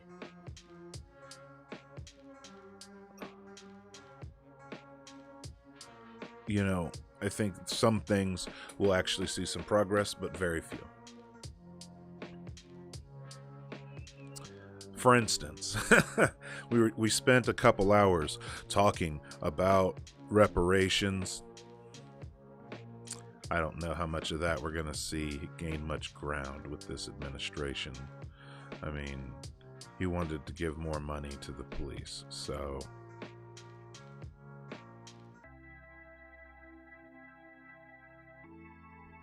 Oh,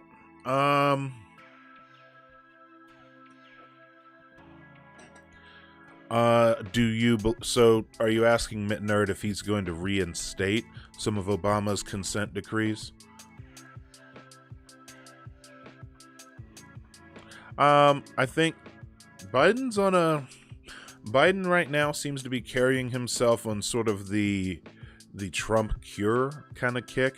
So if he's on this kick of undoing everything Trump shit up for 4 years, I wouldn't put it past him. He might. Have me a sip here.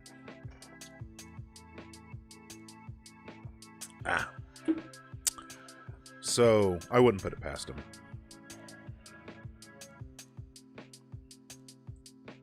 Oh no, see, that's the downside. So the events at the Capitol are going to, it's almost unavoidable at this point. The events at the Capitol are going to lead to a huge crackdown on public demonstration, and that crackdown on public demonstration is going to be weaponized against leftists tenfold on whatever right-wing demonstrators receive.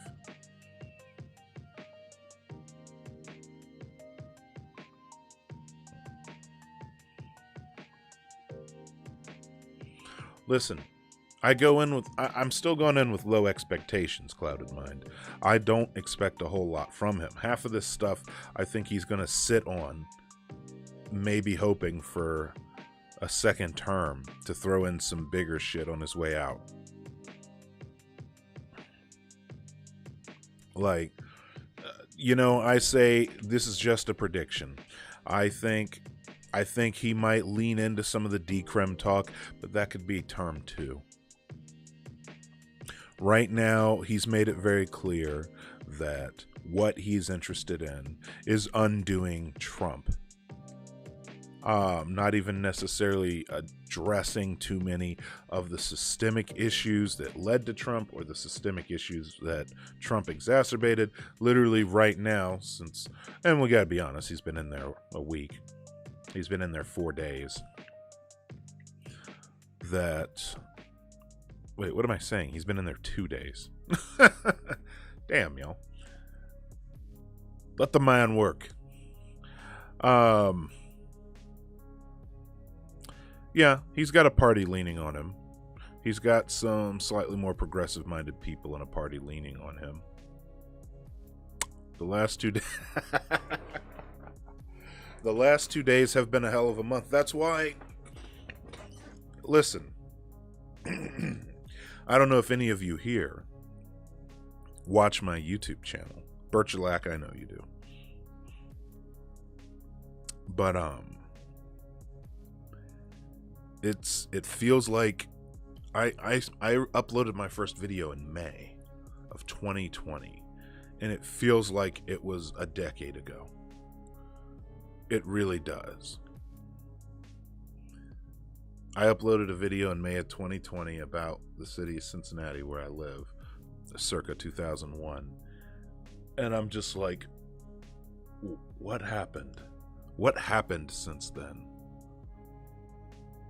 Like, holy crap, it seems so long ago. I can't even wrap my head around it. Like, it's nearing the end of January. It's nearing the end of January right now. And going into February, and that's the same time last year that we just started hearing about COVID. Just a little bit. And that's the same time last year that Trump decided to lie to the American people about it because he didn't want to affect the economy that he would wind up tanking anyway. And that just feels so fucking long ago. It's that long ago that at work, you know, I had to deal with call-offs because people were catching a nasty flu. We're pretty sure it wasn't COVID. It actually was a flu because a lot of them went to the doctor. And it was a bug that went back all the way to November 2019. And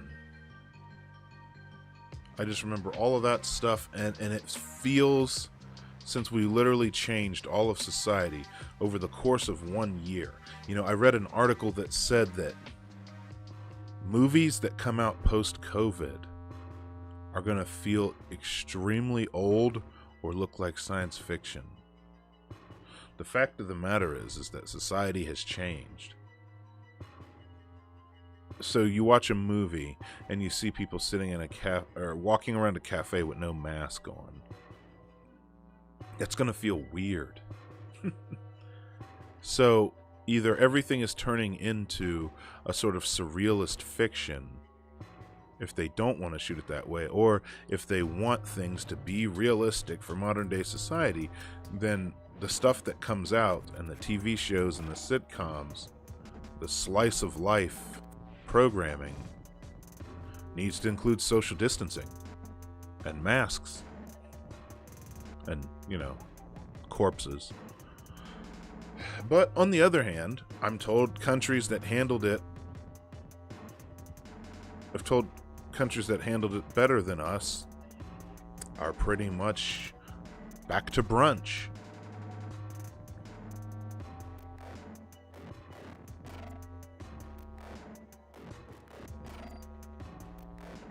Right? You can't have the good guy not wearing a mask. The good guy has to be the one wearing the mask. I heard they had big street celebrations in Asia for New Year.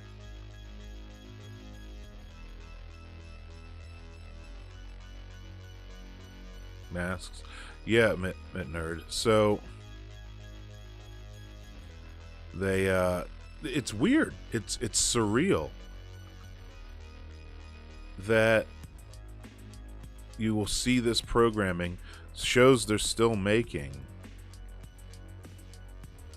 And we're just pretending in these shows that what's really happening in the world right now isn't a thing. You know, animated comedies are a little trickier because due to their nature, they take forever and a half to make. So, but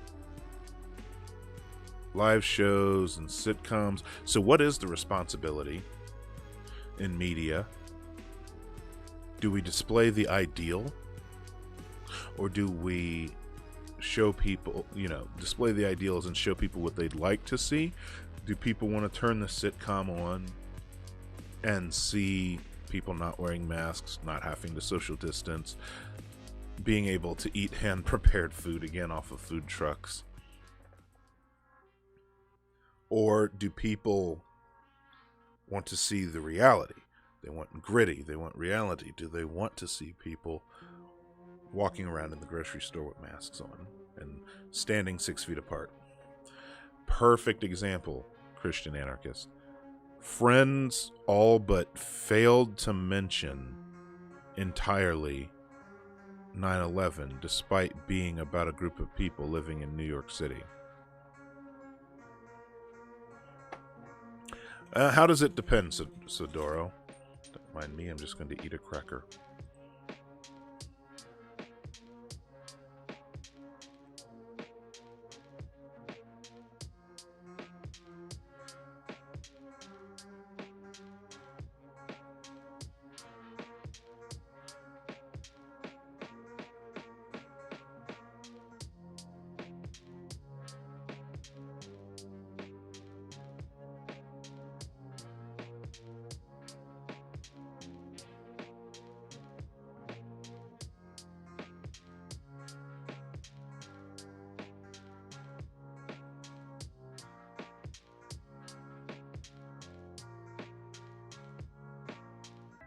A no-mask freak-out dream. Yeah, it's funny you mentioned that. I had some nightmares at the beginning of COVID that really messed with me quite a bit.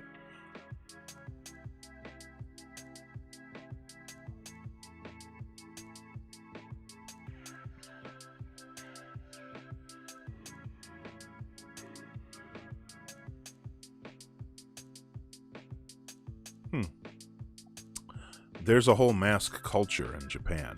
Japan's a very different beast entirely, because Japan, and even for that matter parts of China, people just in generally for years have wanted to stay safe from respiratory illness. Just so happens now that we have the SARS-CoV-2 novel coronavirus disease ID'd in 2019, or COVID-19. Yeah, don't sleep in the Biden presidency. Biden's not what we wanted. So we're going to have to make sure that we take it local and we continue working on our communities.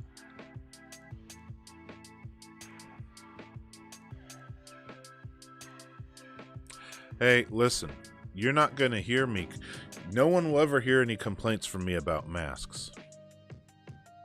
It does fight back against it fights back against the surveillance state.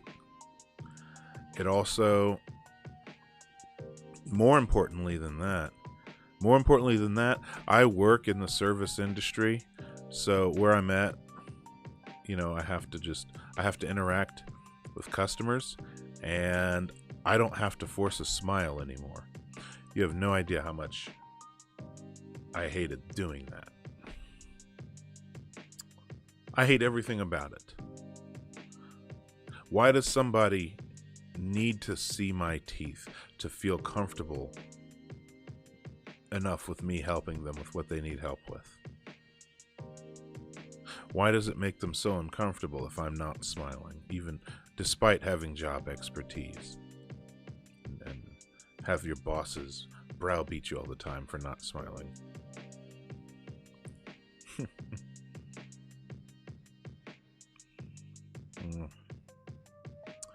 I would say, Violent Orchid, that they have enough control over our media, and even more so than that, they've a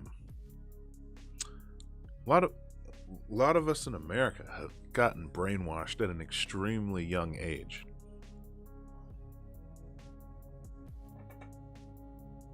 That would be awesome, Christian Anarchist. That would be awesome. Okay, so I'm a little older. I'm old. When I was a kid, you want to know what one of the most popular toys was? It was G.I. Joes. Yeah. G.I. Joes were some of the most popular toys. When I was a kid, people still played cops and robbers and cowboys and Indians. That one's a bit yikes. I think most people have stopped that one. Don't let your kids play that. So even in the games we play with the kids, it's still, even with the games we play with the kids, it's still indoctrination. We're a very indoctrinated country.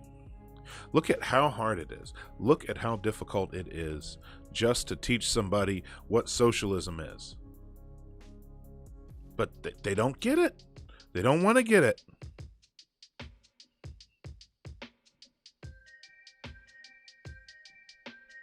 Brits and patriots. Vermont is all kinds of strange. Well, listen, gang. It's been a wild night. I am going to wrap it up here. Mitt Nerd, thanks for swinging through. Christian Anarchist, thanks for coming by. Violent Orchid, thank you for swinging by as well. I appreciate everybody coming out to chat with me.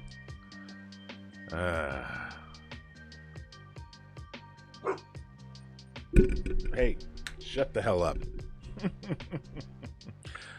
Maybe it'd be okay if the robbers were working babyface. Hell.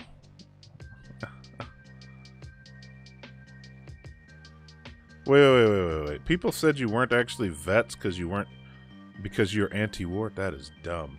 Yeah, get at me, Clouded Mind. Hey, listen, everybody. Take care of yourselves. Take care of your community. Collectivize, organize, and stay classless, okay? Everybody take care.